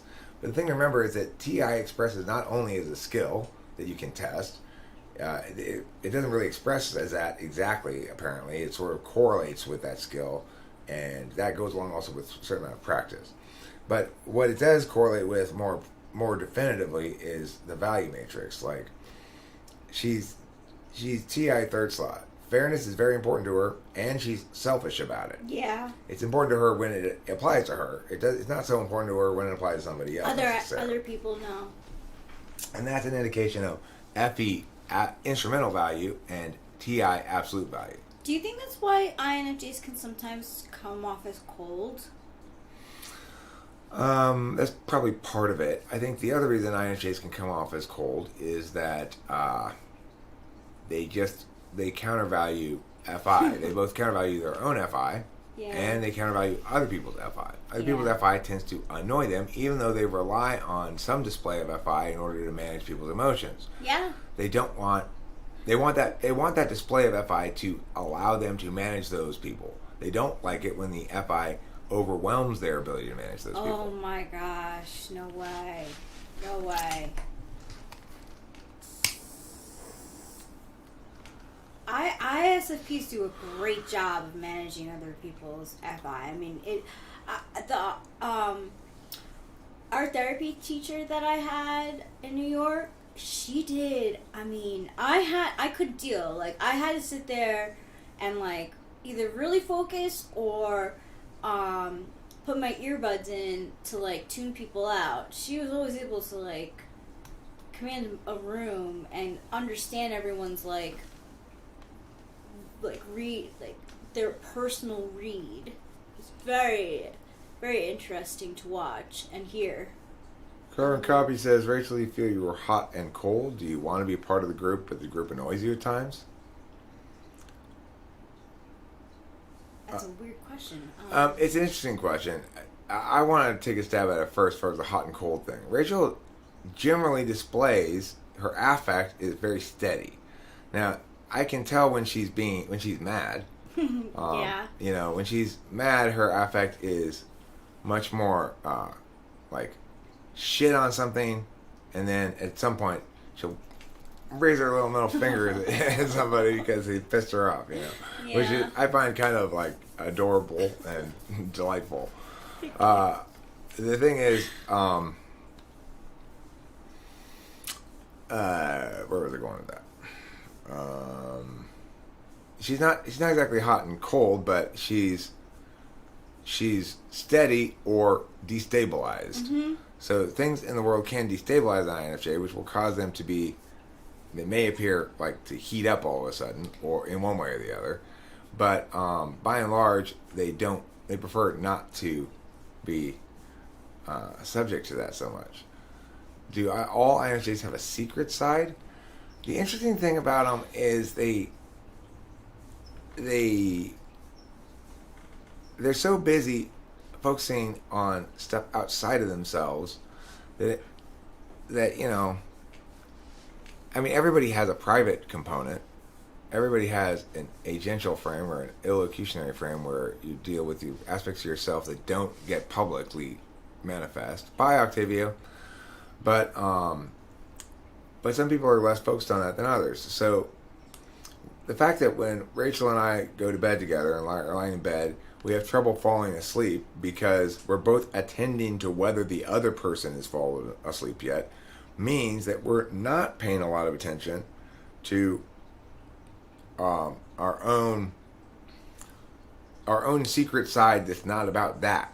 So it's like we're not talking about that. That's both going on in our own heads separately. Like I can tell Rachel's not asleep yet because she's too quiet. She can tell I'm not asleep yet because I just rolled over. But then that liberates her to roll over because it must not bother me. So whether I'm going to be bothered when she rolls over, right? No, I know. And I'm it's not so going ridiculous. to be. And I know I'm not going to be. And I know she's bothered by it. But I also know it's not going to do any good for me to say this. So okay. This stuff is going on privately in our heads potentially. Yeah, but totally. But you'll note that it's not. It's private calculations of matters external that involve some external thing to us, right? Whereas when I'm going to sleep correctly in bed, and I'm not paying attention to that, instead I'm imagining myself in one of my scenario places that I imagine. Basically, I'm pretending. And, I'm doing whatever it is I'm doing in my pretending. And I'm not, that's being genuinely focused on my private self, in the sense that the only aspect of that that will ever get made public is me referencing it in the fashion that I am now. It's fundamentally an experiential SINI hug that helps me to go to sleep or something like that. Mm-hmm. Sean O'Neill, if I am an INFJ, I would say that we have an entire person we hide from the world, but the people closest to us, we hide nothing from them. I mean, I don't see Rachel as exactly hiding herself from the world. I see her as keeping to herself stuff that doesn't interface well with the world a lot, or in terms of trying to reposition it so that it won't impact the world in ways that she sees as undesirable. Yeah. I mean, there's only so much standing up I can do for myself, too. Like, so if I know that the battle is just not worth it, I'm gonna hold my tongue, because to me it's like, I've been here before. I know how it's gonna go. Why start the problem? What I will say is that I love that Eric has no problem stirring that pot. Right. I mean, the thing is, it's like, oh wait, we were supposed to adjudicate this question of whether or not the battle's worth fighting before we're halfway into it. Yeah. My bad. It's like I just launch into battle without knowing first, right? She knows first what the likely identity of this battle is going to be, what it's going to accomplish or not. I don't know anything about it except that somebody said something that's wrong, basically, in some way or another, pissed me off in some way, or caused me to challenge them. And the thing about that is,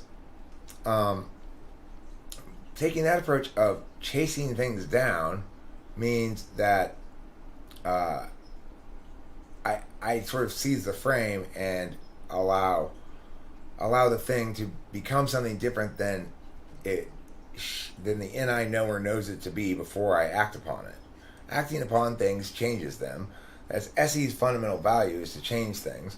NE's fundamental value is to create new things. Mm-hmm. But regardless, they're both action functions, and they both are action functions because they impact on an external field.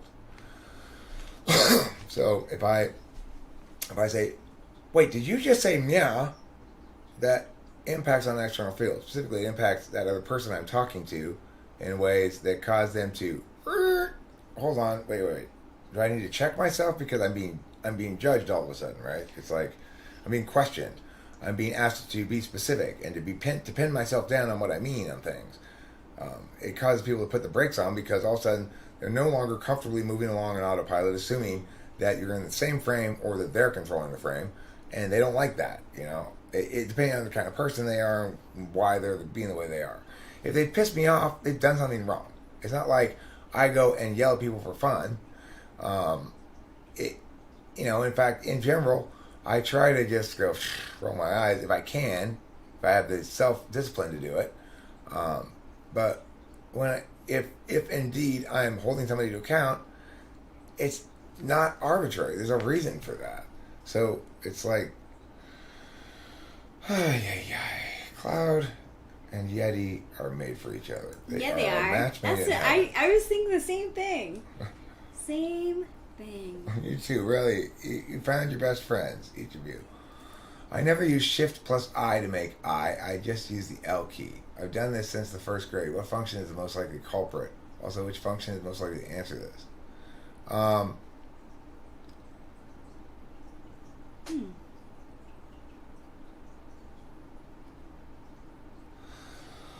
Well, I mean, in some sense, it's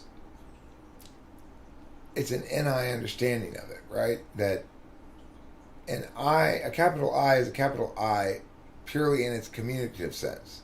That if it's indistinguishable from a capital I by people reading the text, then it is a capital I for all intents and purposes.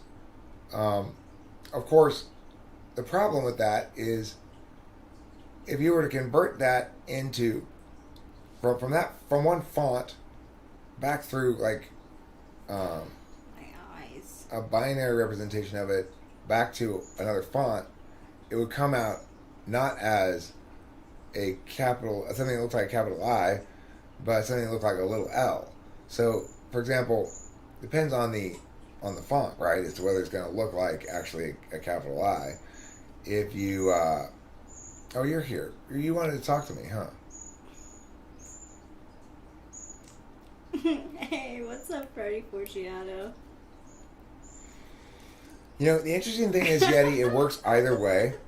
Because it's like the last 2 years of constant masturbation for me have really boosted my energy a lot. So the key thing is to avoid the middle ground. You either constantly masturbate or don't masturbate at all. Either way, you're going to optimally maximize your energy levels. That's what you want, right? That's the whole name of the game. Remember, if you feel tired, the solution is either constant or no masturbation. Begin now. Or don't. Or don't. You're right. Use that energy to work out. You should use that energy to masturbate. Yeah, I mean, I'm not really joking when I ask, where is your sperm going? Because even I know, like, in health class, they said it was like, you can really hurt yourself by not masturbating. You can. I mean, the thing is, as a male, your prostate is going to get unhealthy if you don't ejaculate. It's not good for you. It's not. The thing is, and here's proof. Here's proof that's not good for you. Today, Yeti woke up at 6 a.m. and ran for an hour. Okay? Who does that? Anything that makes you do that is clearly evil. It's clearly stuffed up. In contrast, I had sexual intercourse last night. I slept in till 9:15. Got up, smoked a cigarette, pulled some bowls. Felt great. Now, which morning would you rather have? Get up at 6 a.m. and go run for an hour? Like you're being chased by wolves or something? Are you? Or would you rather sleep in and get up and have some coffee and bong rips? Obviously the latter. Any sane person would. Just a couple of sevens. It's like, emulate me. I got up at 6 a.m. and ran for an hour. Why? Why should we emulate that? That's a terrible idea. That sounds so unpleasant. Eric, Rachel, at Cloud is similar to me, but I am the gem for Eric in this harmonious chat. That had so much passion. I feel that. He self-identifies as the gem for me. I'll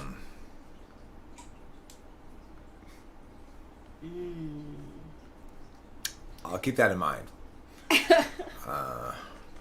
Should I set you in a ring? Shall I? Or is it gem like the cartoon gem? You know, the GEM cartoon girl for me. Low ass rationalization. Blonde hair, blue eyes. Mathematician.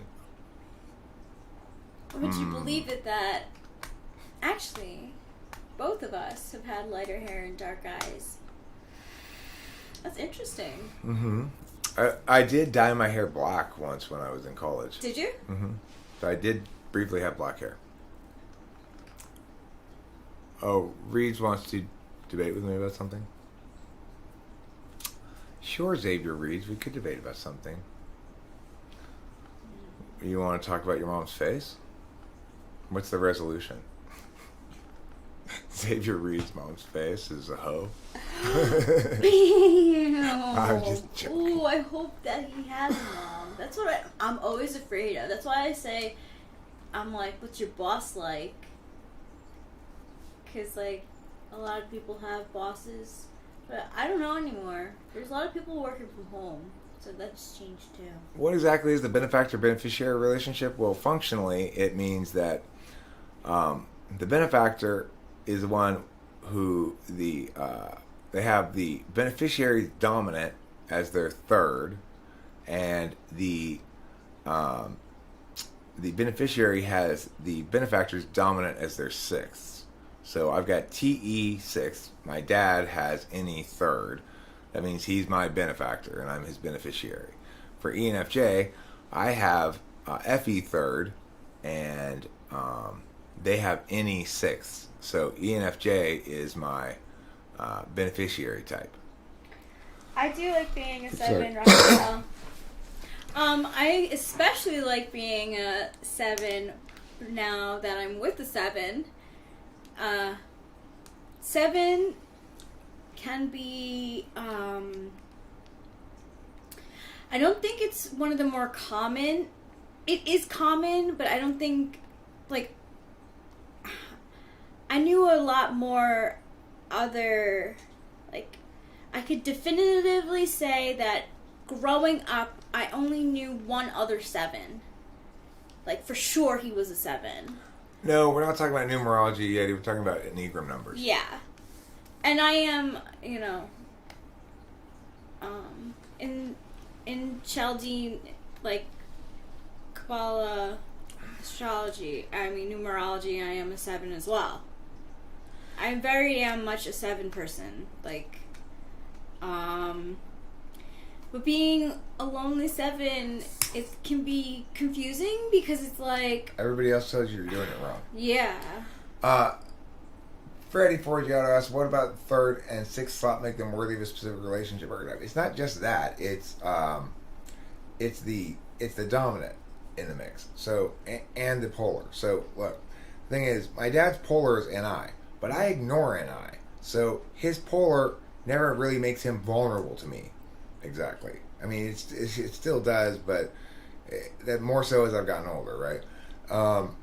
But the other thing is, so he's not vulnerable to me. Meanwhile, my dominant is his third. So we both think of it as an absolute value, but he thinks of it as a selfish absolute value, and I think of it as a general absolute value.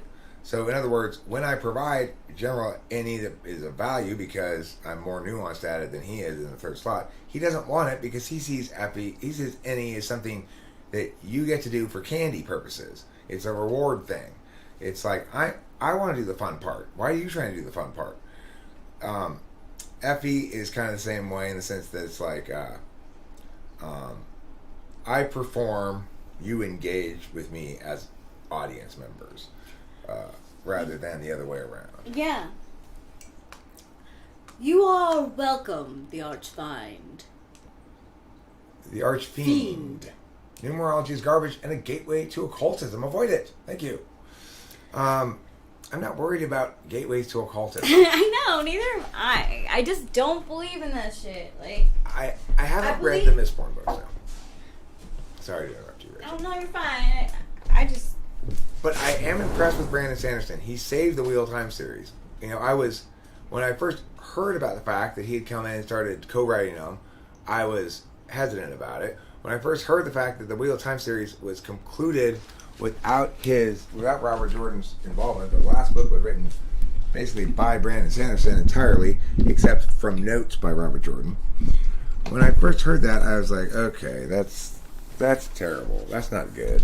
But actually, it turns out that the ENFP and I'm pretty sure that's what Robert Jordan is an ENFP.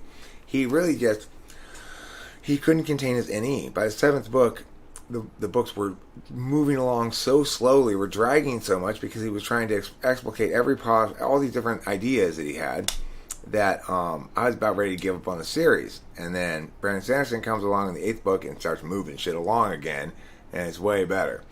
So I am certainly interested potentially in reading his books, because I suspect he's good by himself too. But I've sort of explicitly told myself I'm not going to start any more book series, because Wheel of Time, it was a burden on me, on my life, on my relationships. I had to finish the whole series. I had to listen to 16 fucking books that were all very long books before I could stop doing it. It's like, it was, once you start down that ski slope, you are continuing until you're done with the whole thing. It's the truth for that way with any kind of media thing like that for me. I'm about as bingey as you can get when it comes to finishing, like, if Rachel and I start a series that's got 3 seasons in it, I want to watch them all. I want to watch the whole 3 seasons in one sitting if possible.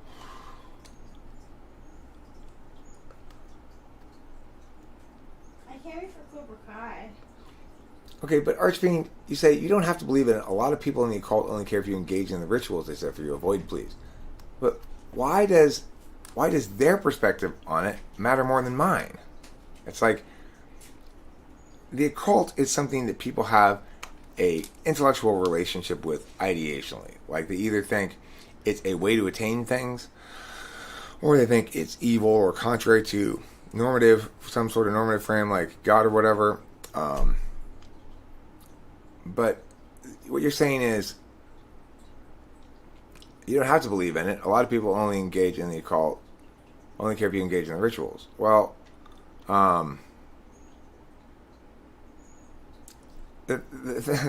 it's so self-defeating, because of course it's only the case that it's a cult at all if there's some affixation to it of magical meanings. But I don't affix any magical meanings like that to it, so it can't possibly be a cult. It's as though the thing's status existed independently of people's assigning a status to it, which it doesn't, especially given a status like that,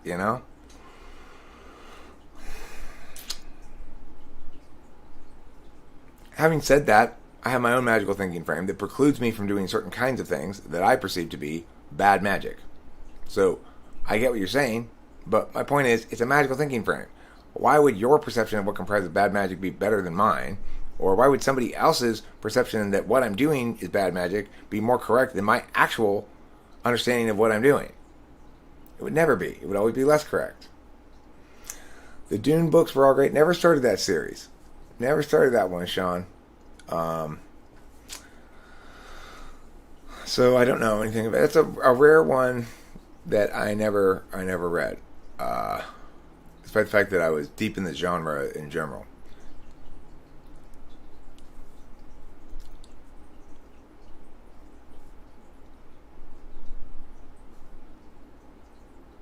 So Xavier Reeds, would you like to talk with me right now? I can go to the autonomy room. How strong and capable is 6th slot really compared to the 2nd slot, for example? Well, it's a mistake to think of it as being strong and capable. Instead, it meets challenges. Your 6th slot function meets challenges that are put forth before you regarding your 2nd function. So when I try to address this point, first and foremost, I'm going to try to address it by analyzing what you mean and how my answer is going to answer that question implicit in it. And what's implicit underneath the question is that it's meaningful to measure 6 and 2 in terms of strength and or, let me scroll up so I can see your, better. Strong and capable compared to 2nd function. Well, both 2nd and 6th functions are solvency functions. They're how you approach approach a problem. They're how you approach anything that you're faced with. So 6 is something you can access when circumstances demand something beyond your tool function for you. You go and say, well, I have this, I also have this to offer. I can do this. The key difference is that for the 6 slot function, it's not something you choose to incorporate yourself when the world's not making any demands on you. So if I'm chilling here, you'll notice when people give me suggestions about TE, that's partially indicative of the fact that I have got no application of it independently.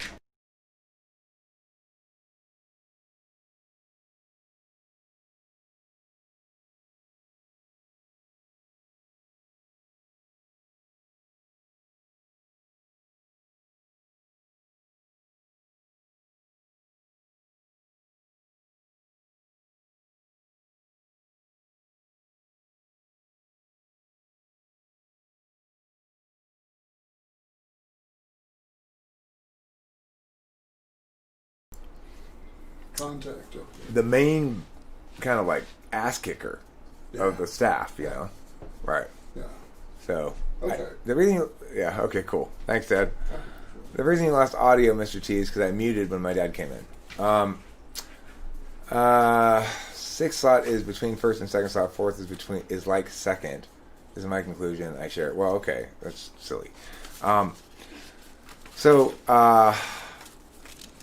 thing is, 4th is like second slot in that they're both primarily instrumental values, but and 1st and 3rd are primarily absolute values. But the thing about 6 slot is you won't apply it to yourself. So you can see that I'm not doing a very good job of moving my channel forward from what it is to what I'd like it to be. And this is partially because I don't have a clear vision of what exactly it is I'd like it to be, except more successful. And as a consequence, it's hard for me to move towards that in any meaningful way. Second is what I'd like it to be runs afoul of how I'd like to do it. So I like to do it like this, but what I'd like it to be isn't attained by this mechanism. I like to do it with NETI, like I'm doing right now. And because it's my own thing and the world's not demanding or putting pressure on me to accomplish anything more with it, I don't apply a solvency frame. I don't apply a goal orientation frame, and I don't apply a ordinality frame, which means I don't set up a set of steps, order of operations I need to follow that's going to produce an outcome. I prefer to allow myself to work the way I naturally work. So it's a mistake to say that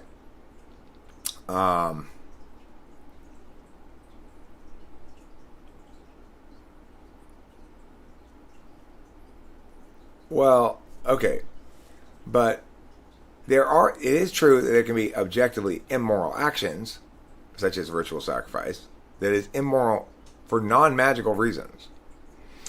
And it could be true that there is absolutely good and bad magic, in the sense that it's absolutely the case, but that would not be an objective conclusion then, because including the magical thinking frame precludes an objective analysis of it.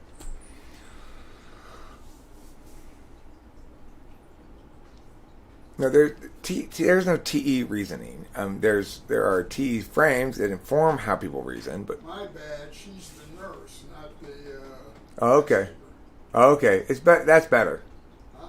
It's better that we keep the ass kicker. Yeah, it's right. Yeah. So,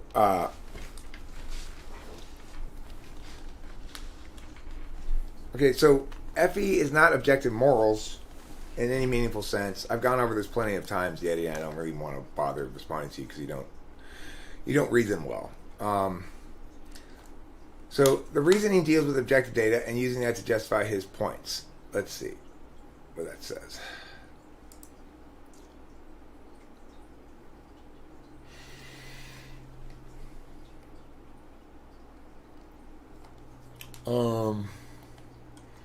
First of all, your channel needs to be looking clean. It looks like a piece of shit now. So that's an NITE kind of critique, right?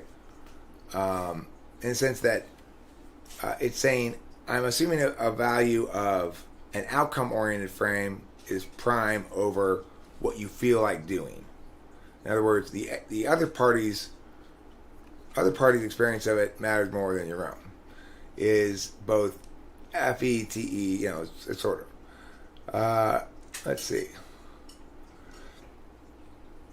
How so? The reason he deals with objective data and using that to justify his points. I see. You're talking to him, not me.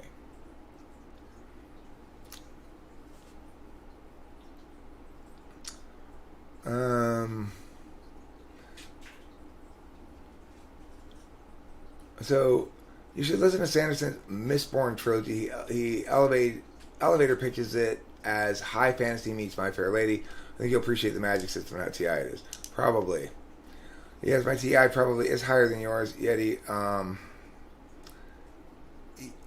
You seem more determined to put knowledge objects out rather than conclude statuses correctly, so there's not much to do about that, I don't think.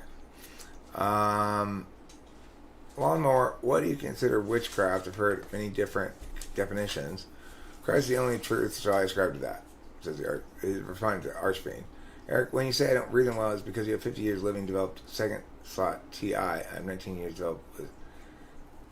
I mean, I agree. That is why I say that. I mean, no, that's not. Okay, why I say that is because I have examples of you not reasoning well. Why you don't reason well, maybe because of the reason you say, right? But the reason I say you don't reason well has nothing to do with you. It has to do with the reasons you've thus far provided, and my conclusion that those are indicative of how you provide reasons, and that since those aren't good reasons, you don't reason well. That's why I concluded that. It had nothing to do with you personally, or my reasoning being that you're young and therefore you don't reason well or something like that. That's your explanation for why you don't reason well, not your explanation for my perception. And that's another example of you not reasoning well.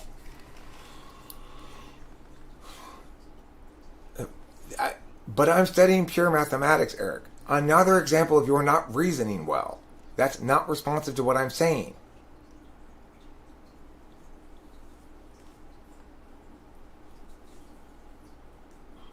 I agree that your arguments are not developed enough to justify your conclusions. If you're going to articulate them as conclusions that should be universalized anyway, you have to acknowledge the limits of NI to meaningfully comprise a parsibly substantiatable whole versus a utilitarianly validated whole.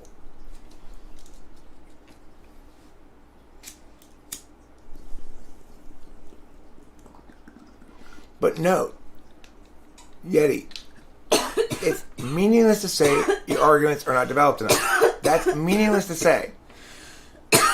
It only means something.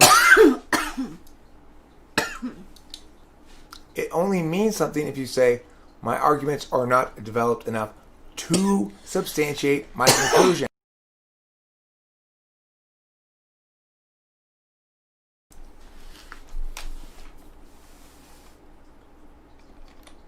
It's like there's a.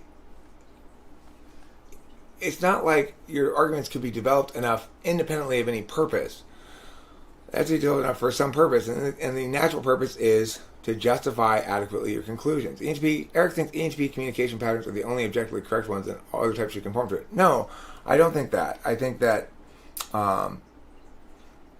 that there's 8 different frames by which we understand things and make arguments about things, and I've articulated them all, in fact, in exciting tables. I say that typically when we, the point is there are different contexts, right? So different frames are appropriate. Let me get to that part of that book so I can reference it. Actually, it's kind of important because it's easy for anybody, even somebody who's not willfully trying to just be provocative, even somebody who's trying to understand things correctly, is going to possibly make the mistake that, in fact, I'm just saying we should always prioritize the TI frame of reference. The TI is always right. That's not the case. I'm not saying that. But what I am saying is that for most of the instances in which something is in dispute, like whether or not I mean that, right? Then regarding those matters, we need to use TI because it's implicit to communicating precisely rather than communicating provocatively. So the pages I'm talking about in this are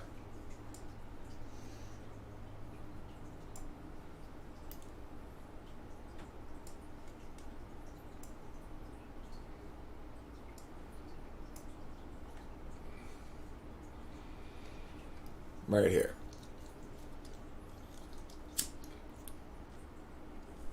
Well, I mean, you can actually, it's not right here, but you can start here with another thing on objectivity versus subjectivity. Until we understand that, we're not really saying anything, okay? We have to recognize that the reason TI is to be preferred when dealing with objects that legitimize their claims as true or something is because the TI logic is the universal logic of communication. In the same way that we shouldn't use logic to determine whether or not the door is broken, but rather observation, we shouldn't use observation to determine what's morally true, but rather logic, reason. So there are different kinds of frames. Most people are running around with implicit frames. Around here, we typically try to make frames explicit. And there's a good reason for that, because when you make frames explicit, then you can actually meaningfully articulate stuff and link it back to something. If you just deal with implicit frames, then you're always simply arguing your frame and never understanding it.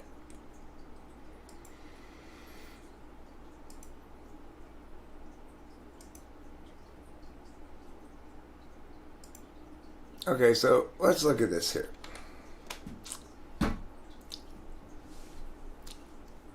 Here's a frame, harm prevention and remediation. So if you are to argue in favor of something under this frame, you say, we have to quarantine everybody because it'll save lives. Harm prevention, remediation of harm, justifies everything. It's the predominant value. So I'm not saying we should never consider that. Well, we have to go back because we left the dog behind and, we didn't realize she didn't get in the car. That's the proper frame for harm prevention. A TI frame would say, hey, the dog had the opportunity to get in the car, voluntarily chose not to. We're not responsible for the dog's choice. Something like that, right? You wouldn't want to use a TI frame in that context because that would be not realizing what's important to you is the well-being of the dog and not your nitpicky little TI arguments, right? Yeah. And, of course, that's how it should be. We could have an implicit frame of execution that says doing is 9/10 of the law or something like that, right? Just pull the trigger, you'll be fine. If you're having trouble, just do more shit and that'll clear the blockage and move things along. So you'll note, Cloud, you're doing what I always say you do, which is you're not communicating for the purpose of communicating.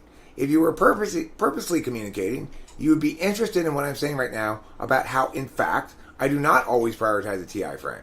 That I recognize and acknowledge the legitimacy of other frames within their appropriate context, in contrast to you, who disavows the TI frame even when it's in its appropriate context. There's also a frame of singularity. Some people will say that a given course of action or given advocacy is advised because now is the tipping point, or because Y is the key to X, that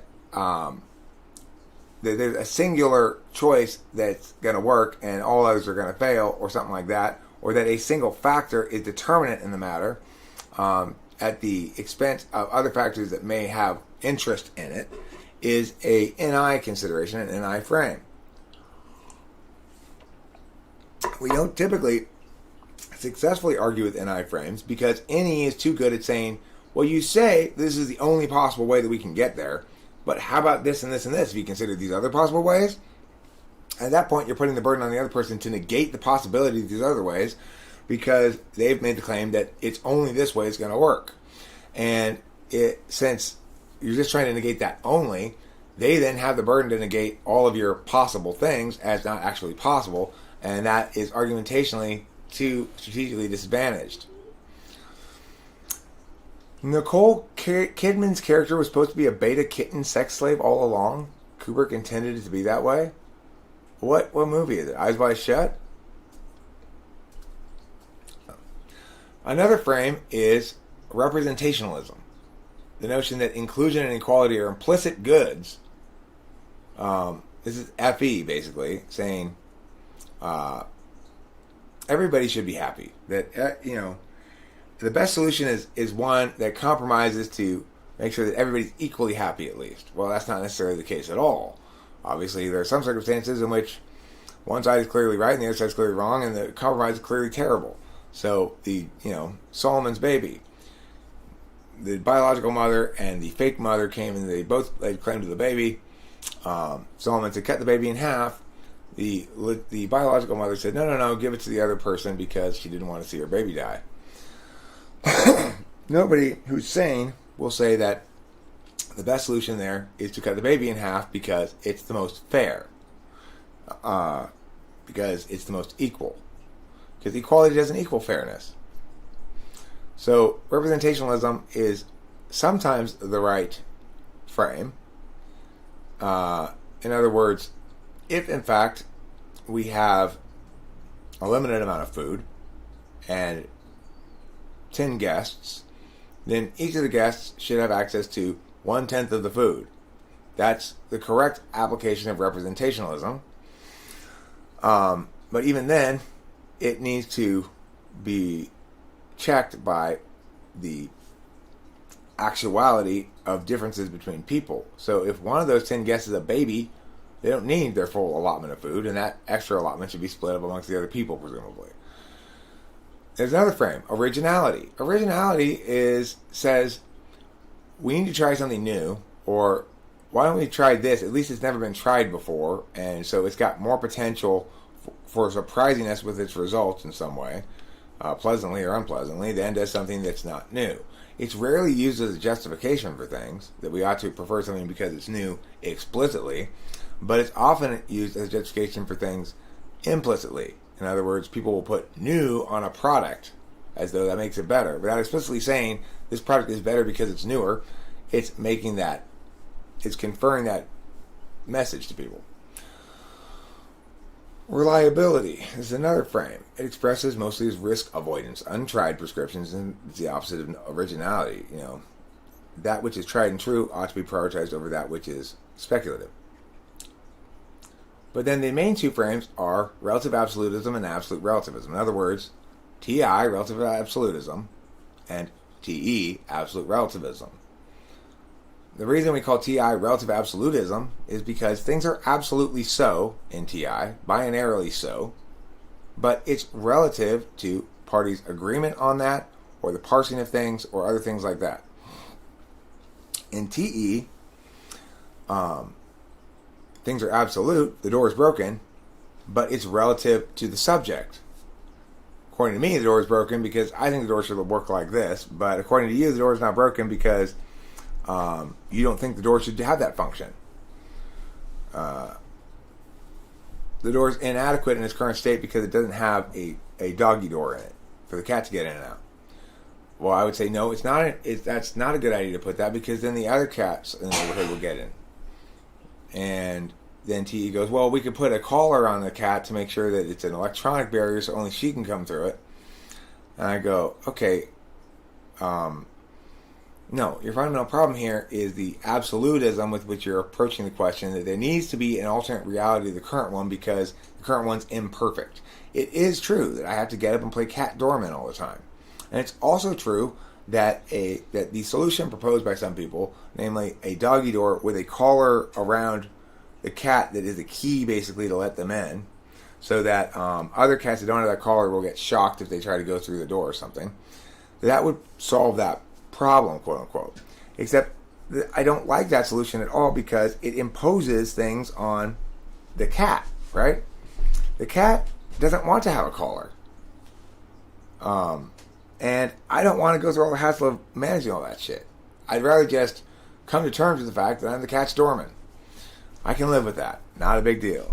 You know, it's part of how I love the kitty. And in that instance, I should be prioritizing and am prioritizing my FI frame.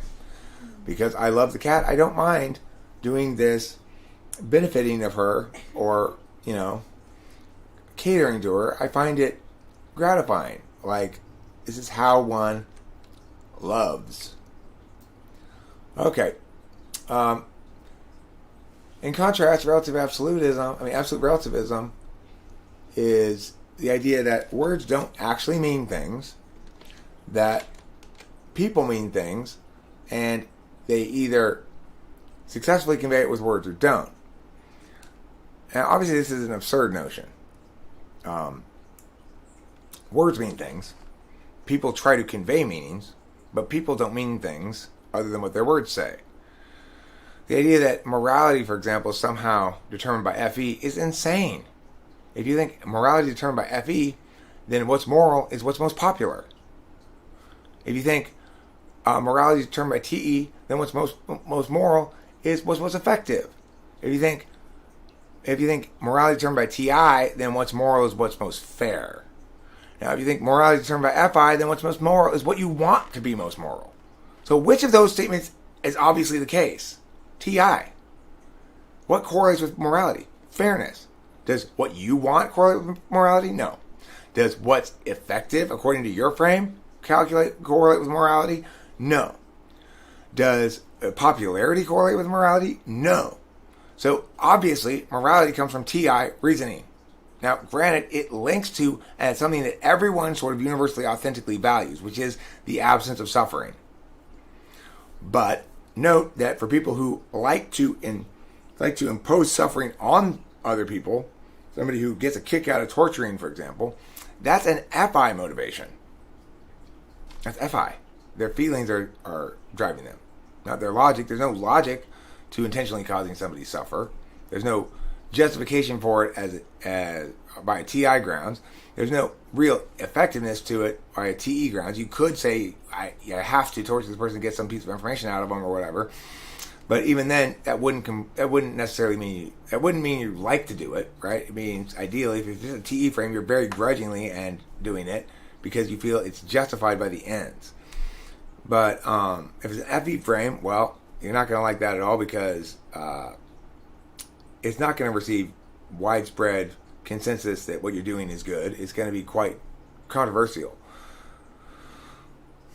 All right, so I'm going to put the link here, and I'm going to go talk to Meowdy Meow in a bit. I'm going to end this stream before I go talk to Meowdy Meow, and I'll either start a new stream or start a video when I talk to Meowdy Meow. Can you do a poll? Oh, I forgot about the poll. I'm sorry, baby. Let me do that first. Okay. This is our Rachel and my anniversary. Rachel has requested that I do a card pull in honor of the anniversary or about the relationship as on this event of the anniversary, and I shall do so now.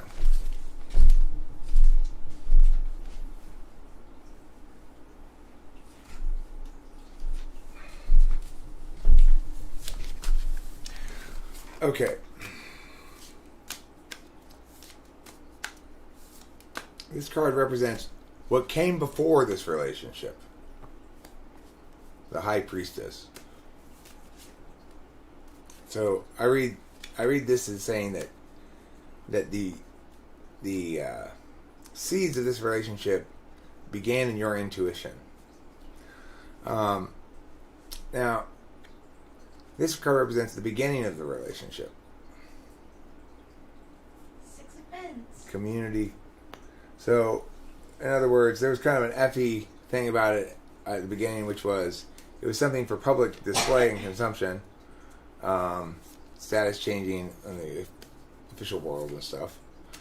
Now, this card is for the winter of the relationship. That is to say, December through March.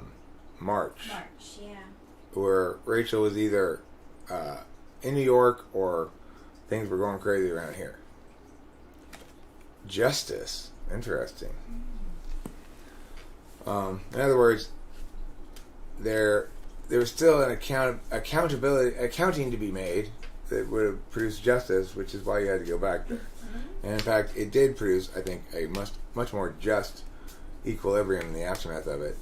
than the alternative. Okay, this one here is for the return.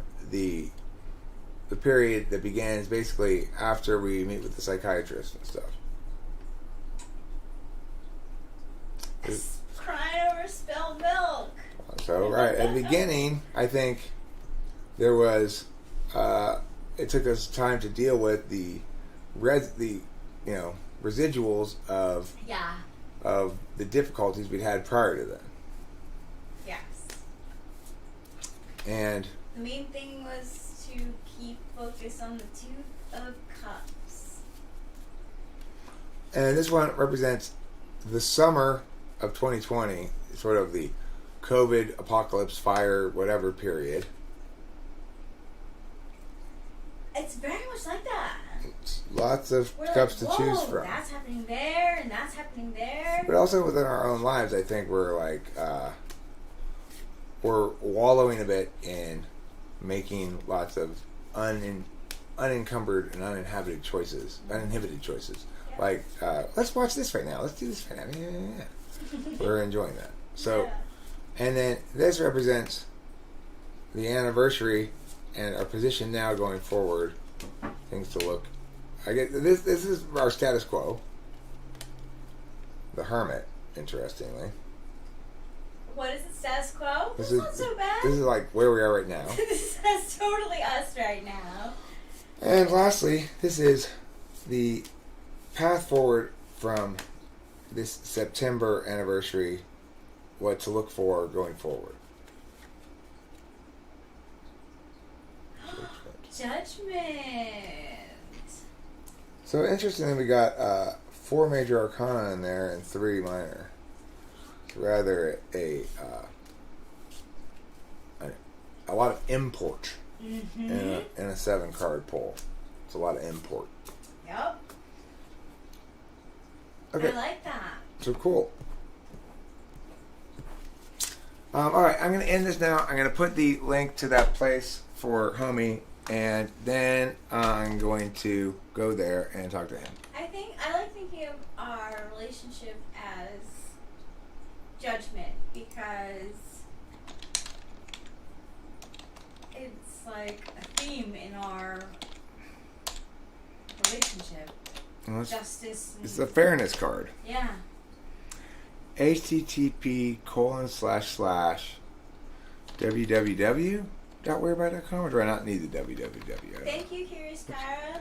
Thank you, Kyra, for your happy anniversary to us. Does that link work? Yes, it does. Okay. So, yeah, there's your link, and don't forget to eat plenty of